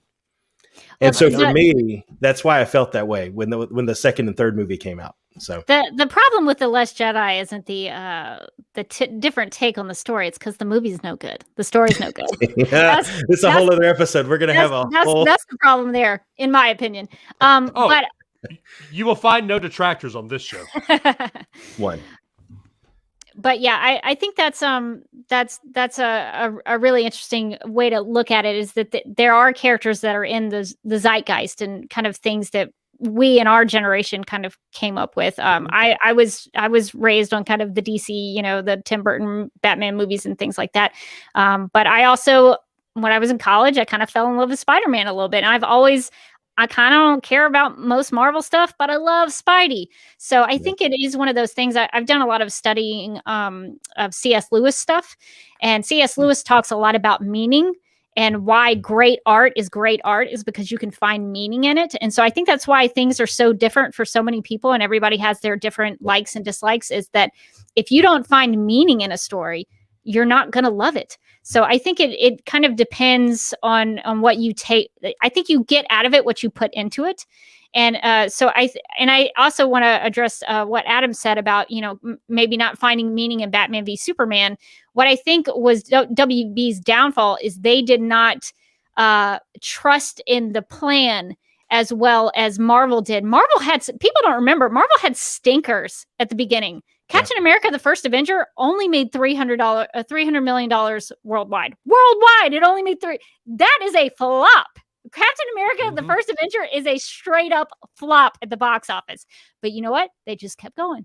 They were getting there, but they were going to get to the Avengers because they knew when they got to the Avengers, everything would pay off. Yep. But what WB did is they cut it off at the knees right when it was supposed to be getting good. And so I think that's one of the things that Marvel did better is they trusted in kind of building that over time and letting people get invested and find that meaning. And so that's one of the things I've always thought was really dumb on WB's part is that they didn't give it that time. They cared more about what Rotten Tomatoes thought, what those top critics who are not very intelligent people. I read every Batman v Superman top critic review. I lost so many IQ points. It was ridiculous. So I don't care what Rotten Tomatoes has to say, and I don't think anybody else should either. But they cared more about that than they cared about the audience and getting the audience invested, and that was their downfall. Well, and that's the Last Jedi Rise of Skywalker problem too, is that Lucasfilm didn't trust and make a plan and see it through. They cut it off and brought in a new writer who wanted to change everything, and then you got to go back with Rise and fix all the mistakes that people complained about with Last Jedi, and same kind of thing. Yeah, and I was going to say the same thing. I think that anybody who watches Rotten Tomatoes or watches what the critics say, look at movies that you love and will watch over and over and over. I'm speaking from me, personal experience. Becca, you know my humor. You've known me for as long as Adam has. Dumb and Dumber, Anchorman, Great Amba movies. Zamba, Use My Only Friend from Half-Baked. and from Half-Baked. It's movies that critics hated. But we sit there and watch it over and over and over because it speaks to us. It makes us, and this is where I think, not to get political, but this is where I think Supergirl has gone wrong. This is where I think the Arrowverse has gone wrong. We watch TV, and we talked about this on Reels and Hills last Saturday. Here you go, was the continuity. But if we watch TV to escape, we are in the middle of a pandemic, and I don't want to turn on Supergirl. I don't want to turn on Superman. I don't want to turn on Arrow or whatever and see people wearing masks, see people talking about coronavirus, see people talking about a president who allegedly incites violence on the Capitol. I don't care what your thoughts are on that. I want to turn on a TV show, a movie, and escape my real world. You just want to see Supergirl punch a robot. That's right, all. That's exactly. all I want to see. Yeah. No, I get it. I don't want to see Supergirl dealing with her. Y'all, I'm not PC. Let's get this out of the way.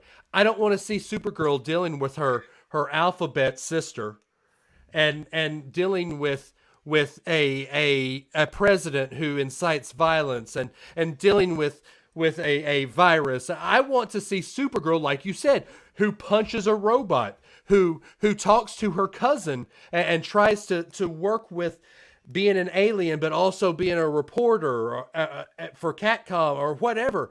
I want comic book, open the pages and fill the paint superheroes. And I think want that's the crap. I agree. And I think it's why Blair loves This Is Us. I don't like it. It's about too much real life stuff, right? And I feel like for me, I think one of the things that DC tends to do more, and you could make an argument that Marvel does it in some ways too, but DC is like more prone to the dark side of humanity. They're more prone to tell stories that go down that route. And I think they that's have not a my big bad particular name, Dark Side. No, I know, but I'm just saying, well, you know what I mean, though. Well, but I guess what I'm saying is like the take on the Joker and the take on people like that they do, it tends to go more that way. That's not my particular brand of vodka. It's like This Is Us. I don't choose to watch that show, but I'll watch Impractical Jokers 55 times a day because I get that, kind of toilet humor kind of stuff and it makes me laugh. And I think it just is personal taste. I think a lot of it comes down to what do you want to turn on when you turn something on, because your time's valuable. And something, to your point, Rebecca, it resonates with you more than other stuff might. Yeah. Yeah. And I would argue that the dark side, not the character, but the dark side of, showing what's going on, I think that makes the light come out. I've argued that for years, that makes Sure.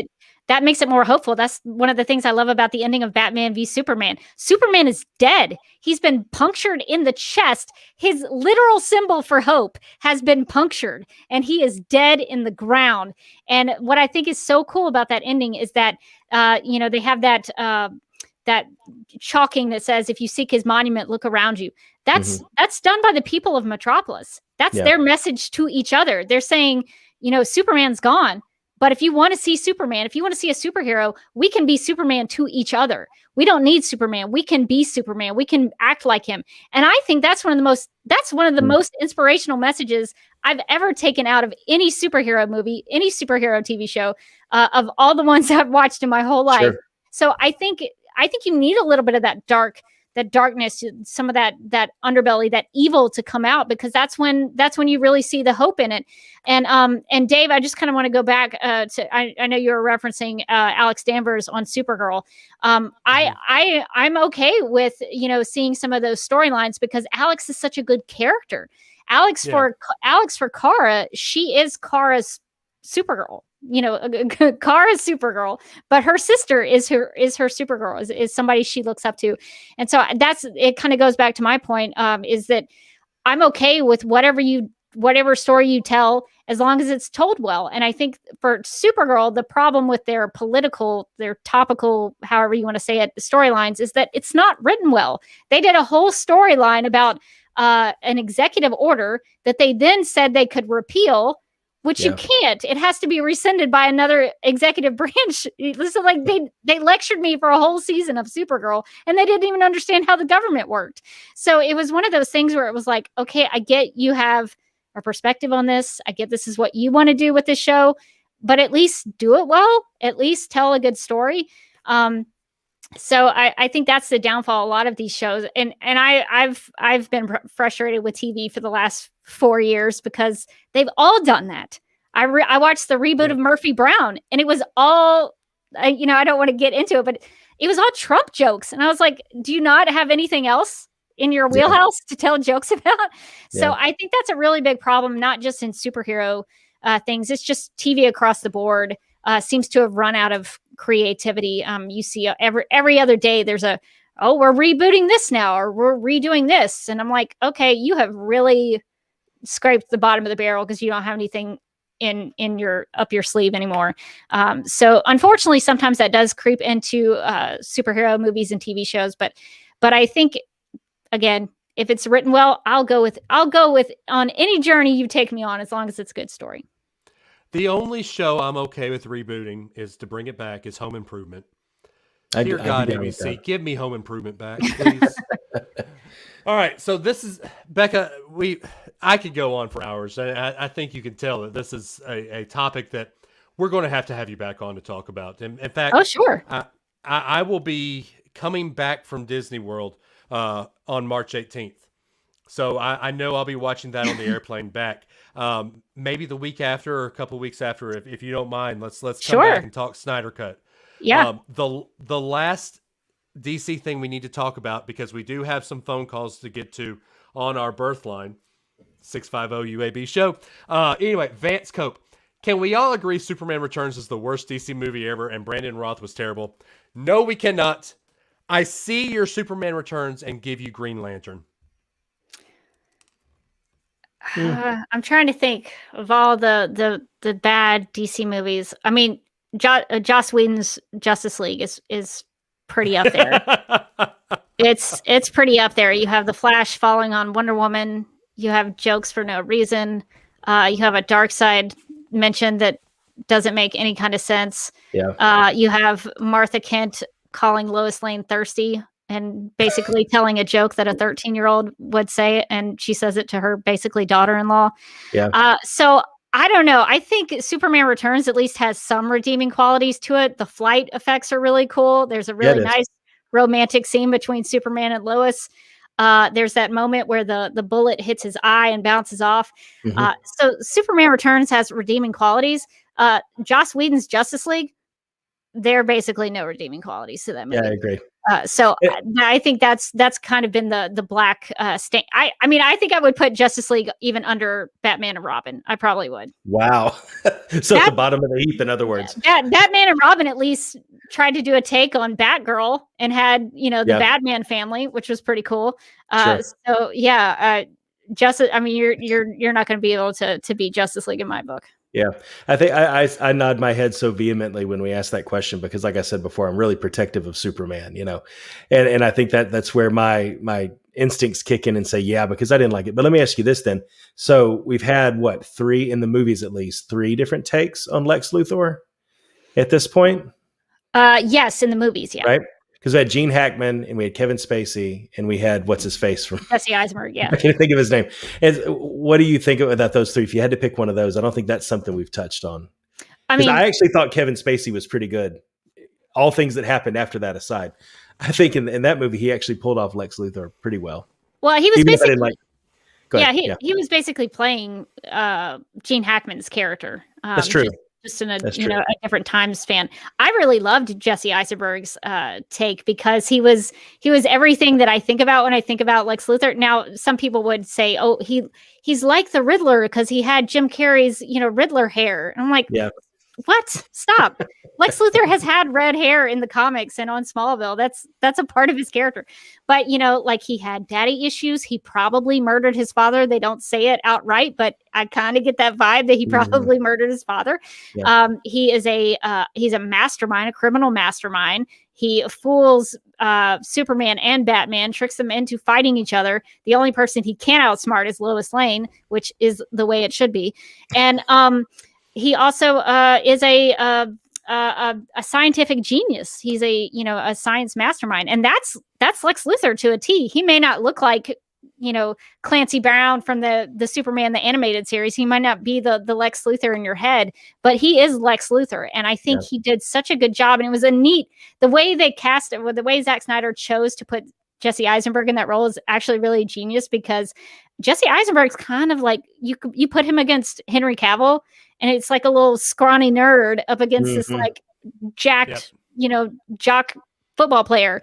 And I think that's a really interesting dynamic because especially when you get to that scene on the rooftop in Batman v Superman, where Lex actually gets Superman to bow down to him and put him on his knees. And I just think that's a really interesting dynamic. And I mean, even the philosophical stuff, that's very Lex Luthor. If you read Lex Luthor, Man of Steel in the comics, it's one of my favorite comics. You should totally read it. It's only like 5 issues, but that's that Lex Luthor, that philosophical kind of has a hatred of God, has a lot of problem. I mean, they mentioned the problem of evil in Batman v Superman. I mean, to me, that was Lex Luthor. And I think he really embodied a lot of those characteristics of the character.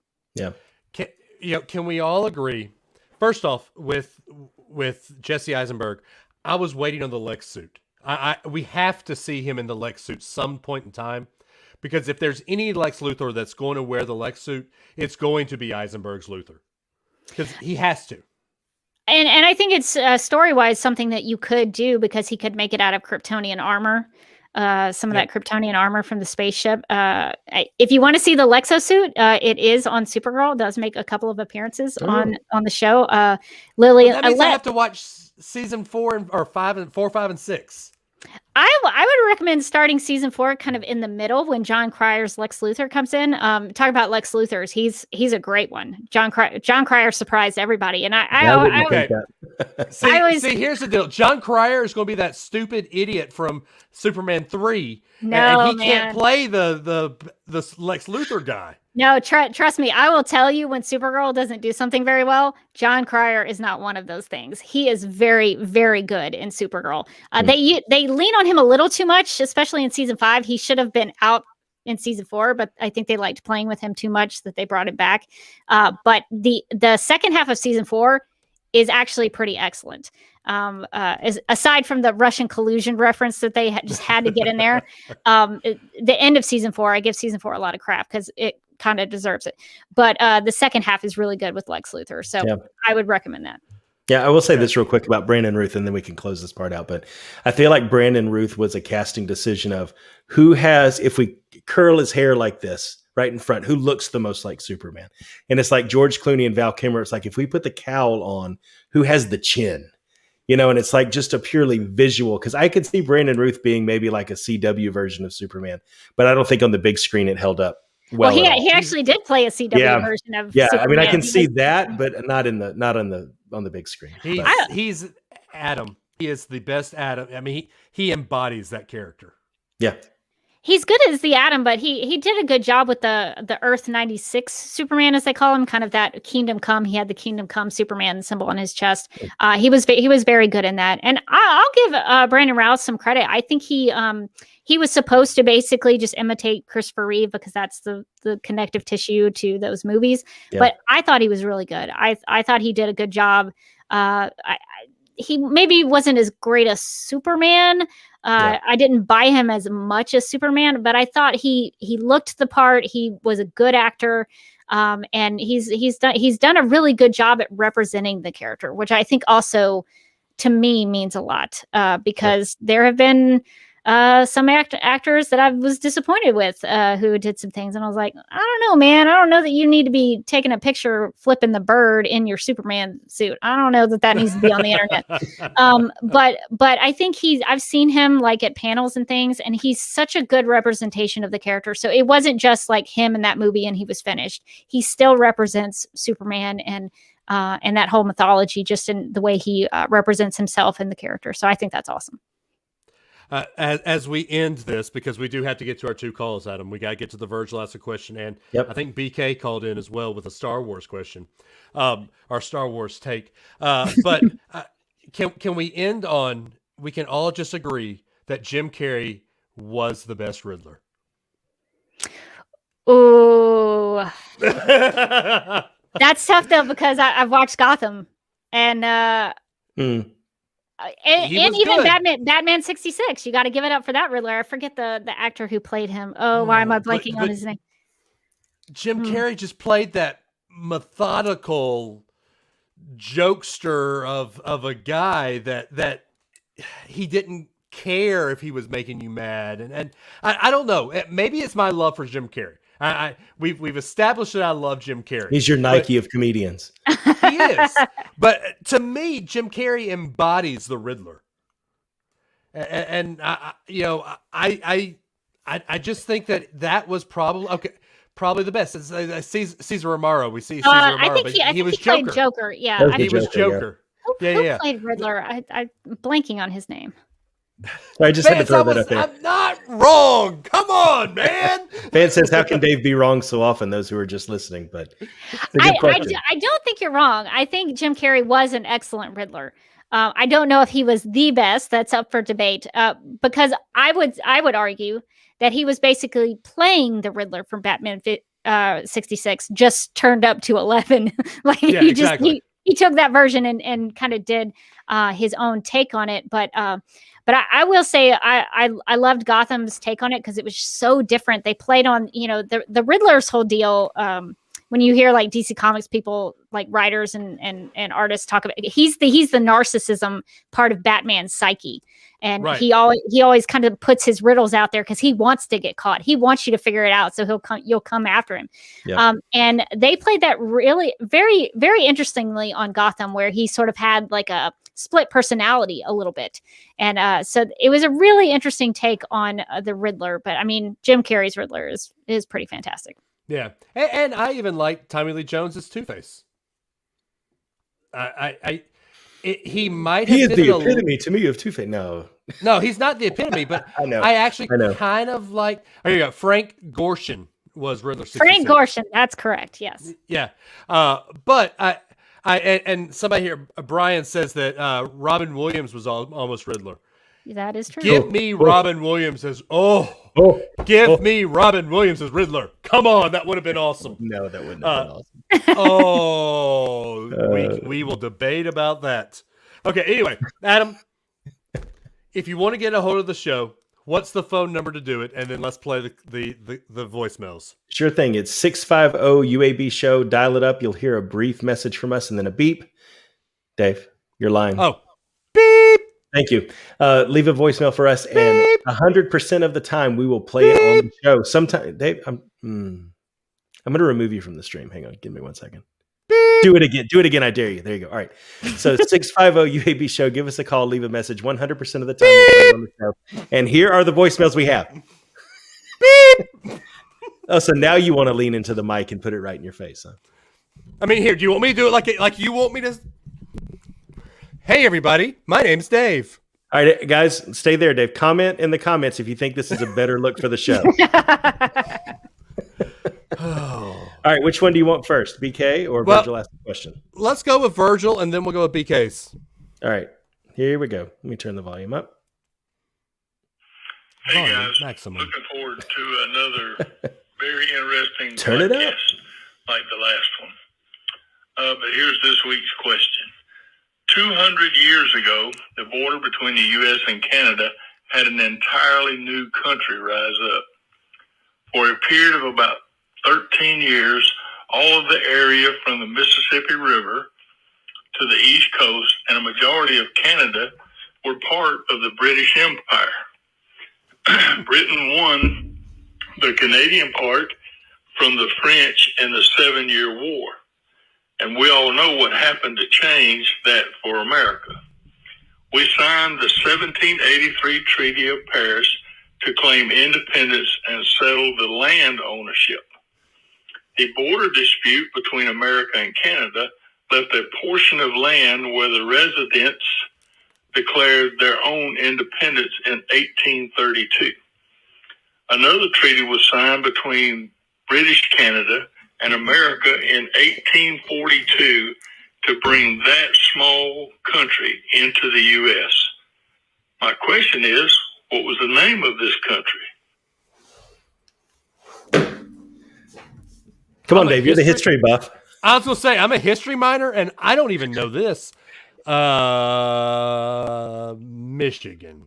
I don't know. Michigan's not a country, Dave. No, it's interesting. It's a unrecognized constitutional republic that's now part of New Hampshire. Wait. And it's called it was called the Republic of Indian Stream, and they were actually a country but we didn't recognize that country, so we signed a treaty and we said, "Give us that land, baby." Were there allegiance to democracy? My allegiance is to the Republic, to democracy. And now you have the high ground as well, right? I have the high ground. Do you like how it did that? I hate you, Dave. I hate you. Yeah, you set up Star Wars really well. Do you like how it did that because of our next call? You're proud of yourself. We can tell. I am very proud of myself. All right, so this one's Star Wars question from BK. Hey, what's up, guys? This is BK. I just figured I would drop some Star Wars news on you, especially in the realm of everybody's favorite video games. So, an announcement was made maybe like 3 or 4 weeks ago that Lucasfilm has decided to be their own publishing company, their own gaming publishing company, and they're going to name it, big surprise, Lucasfilm Games. Now, the two biggest things that came out of this announcement besides that is that even though they have Lucasfilm Games, EA is still making video games for Star Wars fans. This means that Respawn, the studio of EA, is still going to be making 2 more Fallen Order games. The other news is that Ubisoft has decided to partner with Lucasfilm Games, and they're going to be making an, quote, open world role-playing game in the Star Wars universe. Now, Ubisoft has, been making Assassin's Creed games and Rainbow Six games, but also they're going to be tapping their studio, Massive Entertainment, who's been making the Division games, to make this open world role-playing Star Wars game. So hopefully with the issues that Massive had with the Division 1 and Division 2 releases, that this will be a little bit better since there'll be Lucasfilm Games that'll be managing everything. Now the real big announcement when this came out, that there are rumors that the Knights of the Old Republic game is either being rebooted or there's going to be a new story.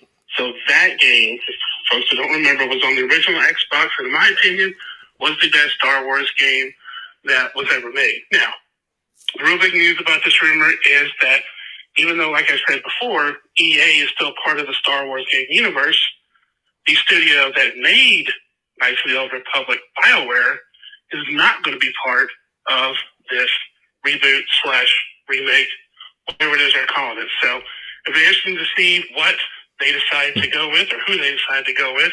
But I'm excited for it. So I just figured I'd drop some Star Wars news on you guys. Really appreciate what you guys do. You guys do a fabulous job. Adam, you're awesome. They can do better. And may the Force be with us all. May the Force be with you as well, BK. But BK! So you got to take the good feedback with the bad, Dave. I'm sorry. Wait. Becca, this is for you. Wait, do we take the good and we take the bad? You take them both, and there you have the facts of life.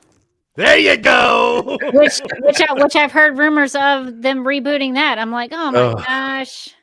Yeah, facts of life. Good stuff.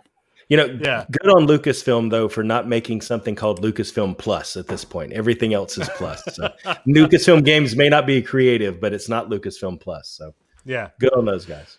Oh, man. All right. I could talk this all day. I mean, DC, Star Wars, history. Bring wrestling. You might have one of my favorite shows. Bourbon, coffee, and 3 topics that you love, Dave. Your night's complete, man. Just go to bed. Woo! Let's go. All right. Becca, how can they get a hold of you? What's the way to listen to the fount of knowledge that is Rebecca Johnson? That's very kind of you to say that. You can check me out on a podcast called Supergirl Radio. You can go to supergirlradio.com and find our website there. We're on all the stuff. We're on Apple Podcasts, Stitcher, Spotify, all the places. So wherever you listen to podcasts, you can find us. We have different things that you can listen to. We talk about the TV show episodes, but we also talk about comics. We also talk about Supergirl history. We have been doing some live streaming. So if you want to come hang out with us and be part of our chat like you're doing with these guys here, you can certainly participate with us there. So definitely check us out at Supergirl Radio if you would like to learn more about Supergirl. And we're on all the social media platforms, Twitter, Instagram, and Facebook, all at Supergirl Radio. And also, when Comic-Con start back, I believe you also do a couple panels, right? I try to. I'm a Dragon Con person, so I go to Atlanta, or I used to when we had things like fan conventions.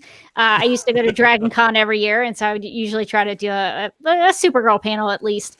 And Atlanta Comic Con, I had been going there and doing some panels there. If you want to go listen to an anniversary panel I did about Supergirl's 60th anniversary, I went through the entire history of Supergirl in an hour. Starting even before Action Comics 252, where they first started playing around with the idea of a female counterpart to Superman. That was even before Supergirl was introduced. They did it first with Lois Lane, if you want to know that. But I take you through the beginning of Supergirl up through the Rebirth era and the CW Supergirl. So if you want to listen to that, you can check us. It's one of the Supergirl Radio episodes, so you can check us out there. But yeah, I'm an Atlanta Comic Con, Dragon Con person. So you might find me in Atlanta at some point. Yeah. I will say, Becca, not to toot your horn, but I'm going to for a second. I've had no less than 4 people text me in the last hour and a half and say, holy crap, Rebecca knows her stuff. So, well, thank you. I find that it does pay off to just read as much as you can and watch as much as you can. And I've been kind of living this stuff for the last, 16 years, but it's been ingrained since I was a child. So I love comics, and I love DC Comics especially, and I love Supergirl. So if you ever have any questions, let me know. Yep, awesome. Also, guys, if you want to get hold of our show on Twitter, I'm at DAdams419.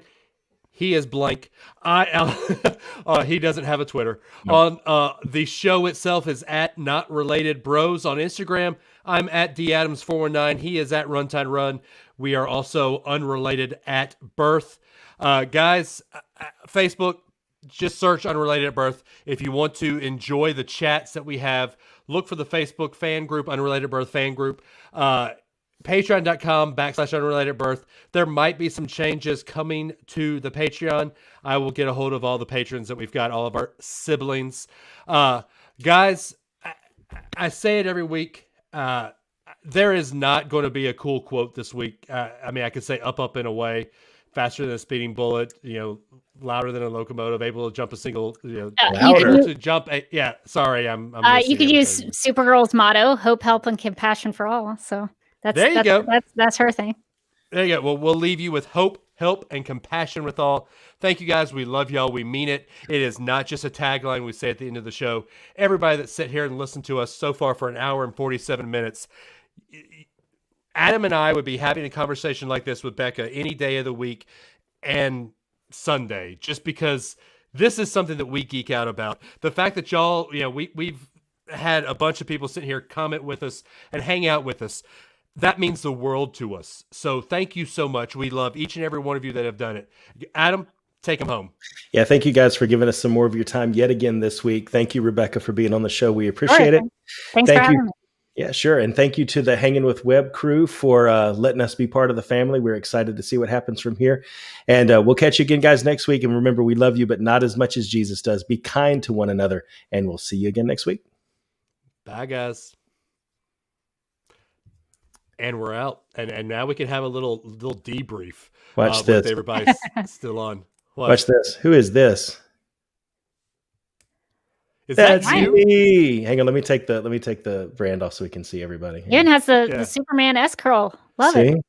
Impressive. And then there's the PJs I was talking about. Even had the hands on the hip pose. Of course. Yeah. Sure. That's perfect. So there you go. There is a picture of me wearing a Superman outfit with my brother. He had a small Superman outfit, so Superboy pajama outfit at my great grandmother's house. I need to find that and post it on the group. Becca, are you comfortable? You mentioned it earlier. Are you comfortable talking about why you are so ingrained with Katie Cassidy? And I know you've talked about it on your Facebook a couple of times of why Katie Cassidy meant so much to you in your life journey. I didn't want to put this on the podcast. We'll put this on the Facebook. No, it's totally fine. I've been a fan of her Laurel Lance since the beginning of Arrow. I actually started watching Arrow because I'm a Black Canary fan. I love Oliver Queen and Green Arrow, but I love Black Canary, and so when I found out she was going to be on, I was like, well, I'm definitely going to watch it. Well, when I was watching Arrow season 2, this was back when it was, new episodes, not re-airings or anything like that. I had been diagnosed with stage 3 HER2 positive breast cancer at the time. I was 33 years old. And there was an episode in season 2 called Birds of Prey. And I'm actually a huge Birds of Prey fan. So I love Huntress and Black Canary and Lady Blackhawk and all those characters, Oracle, Batgirl. And so I was really excited about that episode. And during that time period, I was going through chemo. And, I guess this is one of those things that you have to go through to kind of understand. But my chemo experience, at some points, I felt like my body was broken. Things didn't work. Things were coming out of my nose that weren't supposed to come out of my nose. My body felt very weak. There were times where I had to take a Neulasta shot and I could feel every bone in my body. It's the weirdest feeling. So I felt very broken. A lot of, everything was kind of broken about my body. And so there's an episode called Birds of Prey where Laurel Lance is she's trying to give up drinking. She'd been drinking and doing some, she had a substance abuse problem. She'd gone through a lot of hard stuff. And that episode was an episode where she had committed to her sobriety and kind of picked herself back up from all of that stuff and kind of overcame all of the bad things that were happening to her in season 2. And it was really inspirational to me because it was in a moment in my life where I was kind of beaten down by a lot of things emotionally and physically. And so I just always really kind of connected with Laurel Lance over that. And that's why I'm so bitter that she was killed off for basically no reason in such a really disrespectful way. And so that's always been kind of a bone of contention for me. But I've always, said, Laurel's a big inspiration for me just because she kind of helped me sort of pick myself back up. And I think it goes back to our discussion of, if you find meaning in something, it will have an impact on your life. And so that character, more than any character on Arrow, had meaning for me because I could connect with her on that level. Yeah. That's really cool. And what I really like is you tell a story, and I've seen the picture of you, and I don't know who it was with you, but you and Katie Cassidy doing the Birds of Prey pose. And I think you got to tell her that story. And I think that's really cool that she knows how she helped you in your life journey. Yeah, I actually, she and Katie Lotz, who plays Sarah Lance, Laurel's sister, and she's also in Legends of Tomorrow, kind of the lead character for that show. I still sort of had, my hair was kind of coming back after I lost all my hair. I looked like Charlie Brown. I had little, one couple little hairs at the top of my head. And that was kind of it. So that was kind of funny about loss of chemo hair. But eventually, my hair did kind of come back, and I had a hat on because my hair was unruly. I couldn't do anything with it. And so I did get a chance to take a picture with them. And I asked them, like, hey, can we do like a fighting pose? Because some actors aren't into it. I asked Helen, I shouldn't talk at school, but I asked Helen Slater if she would do like a superhero pose with me. And she was like, no, I'm not doing that. But I get it. Helen Slater, maybe she's, kind of gotten used to the fan experience by now. Maybe she does more than those kinds of things, but she seemed very shy at the time. And I totally get it. I respect it. I was like, cool. I just wanted to ask. But so some actors aren't really into it, but they were like, yeah, let's do it. And so like we put our fists up and we had a little fighting pose. And so that was really special to me that I got to meet those two characters because Laurel and her sister sort of had that moment in that episode where they talk about Laurel's problems. And so it was really neat to actually get to connect with those actors who meant so much to me in that episode. And I actually wrote an essay in a book. I'll send you guys a link if you're interested in it. It's called Humans and it's on Amazon. It's Humans and Paragons. I wrote an essay where I talk about this story, and I actually got a copy of it for Katie Cassidy and took it to Dragon Con and gave it to her so that she could take it home and read it. I doubt she's ever read it. I doubt she probably doesn't even know where that book is. She might have tossed it in the trash. I don't know. But I wanted to give it to her because Katie Cassidy went through a lot on Arrow. People badmouthed her and badmouthed her and badmouthed her. And for a long time hated Laurel Lance. It was interesting though, because it sort of took a turn. Everybody loved Felicity at first and hated Laurel. And then at some point it switched and everybody started to like Laurel and hated Felicity. But for a while there, she took a lot of crap, a lot of hate. And so I just wanted to be somebody who would encourage her to say, you might get that hate online, but you meant a lot to me in my personal life. So it was a real honor for me to be able to give her a copy of that book. that's really cool too. That's something that we need to remember is when we go to these cons, when we go to these places, the actors you're meeting aren't the characters. Right. The actors you're meeting are people. They've got families. Talk to them like you would the person, not the character. Yeah. And I know we're preaching the choir, the three of us here, but there are people that you've had discussions on Facebook and in real life where it almost comes to blows. Yeah. This is a fandom that does not deserve to fight each other about.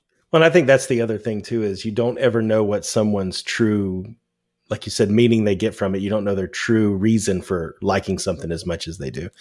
And so there are people that get offended just to get offended. There are some people that like something for a very real reason to them. And we all need to give enough leeway in our lives for people to have that feeling and not hold them to a different, opinion that they may not necessarily want to have. Have you? So my dad's asked this a couple of times. Have you been to Superman's hometown in Illinois? I've been to Metropolis, Illinois. I've been. God, the plague time we are living in is so frustrating because I went to Superman Celebration in 2019. So that was the last time they actually had Superman Celebration. And I'd been wanting to go forever and ever and ever. And I never could figure out how to get there because you can't fly there. And then there's only so many hotels. And it clicked in my mind, it's only a couple of hours outside of Nashville. I can do that. This is a road trip. I can just get in my car and drive. And so I finally, figured out the best way to get there. And it's actually really funny because it's called Metropolis, but it's more like Smallville. It's a really small little town. And I was really kind of shocked because in my head, I had it as Illinois. So I thought I think of Chicago when I think of Illinois. Yeah. And it was basically, so my grandma Pearl, she was from Kingsport, Tennessee. And Kingsport, Tennessee is kind of a little town, very Tennessean. And Metropolis, Illinois felt like Kingsport to me. The sweetest people. They prayed before they cut the ribbon for the ceremony to open up Superman Celebration. They're sweet people. They seem to, have a faith-based kind of little culture there. And I fell in love with that little place. It's very much a small town. They don't have a lot of money. They're trying to raise money for a beautiful old theater called the Massac Theater there that's not too far away from the Superman statue. And I just fell in love with that place. And I made a commitment. I wanted to go back every year. And then COVID-19 happened and it prevented me from ever going back. So I hope to go back, and I recommend if you're a big Superman fan. It's more like a state fair than it is like a fan convention. You can meet celebrities there. When I was there, it just so happened Helen Slater was there. Erica Durance was there when I was there. But it's really neat to meet some of the other people, the other fans that are there. I've met a couple of people that I still kind of keep up with. A really good Jimmy Olsen cosplayer and a guy named Luke Bug, who is the Geek of Steel. Look him up on Instagram. He's a huge influencer. He had DC Comics and some stuff all the time. So I met some people there that I try to keep up with now. And so I recommend it. If you ever get a chance to go to Superman Celebration, definitely take it. Cool. Definitely. I was going to ask you a question. It totally slipped my mind. I'm glad this isn't the podcast. Was it another big one, Dave? No, it wasn't another. I mean, we're not recording a podcast anymore. We're just shooting the crap here. So this is fun. I don't know, but Becca, I think we need to start wrapping up because it's 11:30 in Florida there for Adam. Yeah, if you get me talking about Superman and Superman Celebration, I can talk forever. Because just to leave you with this, so that you can go look it up after we finish. There was actually, I think, that Superman statue was originally part of a plan to do a Superman theme park. So do an internet search on a Superman theme park that never happened, but they had plans for it. So that's a cool little factoid for you. Cool. I want a Superman theme park. I know, right? Yeah. That's not Six Flags. It would have been really, really cool. Yep. Yeah, it would have. Becca, I can't thank you enough. This has been a fun show. We will definitely have you on very soon again to talk more DC. Mm-hmm. Before you leave, if you had to pick any actor right now to play, let's say, okay, in the movie version of Supergirl, who is it? And I don't know if you can say Melissa Benoist because she's the TV character. I honestly I couldn't do it because the magical thing about Melissa Benoist is she's not somebody who you would think would have been perfect, because everybody jumps to, well, who's a blonde actress? You know, pick a blonde actress. Well, Melissa Benoist, when she was cast, she had brown hair. She was in her Glee heydays when she had the brown hair. So you can't really judge based on physical appearance. You have to know somebody's personality and their ability to play a certain part.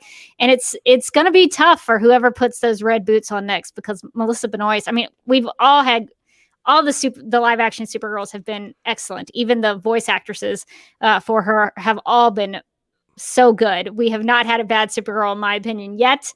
But Melissa Benoist, she's so good. That's why I'm so disappointed with the material they give her sometimes, because I'm like, no, why are you not doing this with her? Why are you doing this with her? You're not using her to her full potential.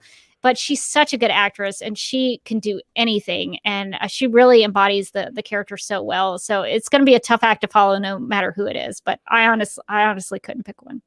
You brought up another point that I've got to close with this. What is it about CW that they have now made basically the Arrowverse, the Glee verse?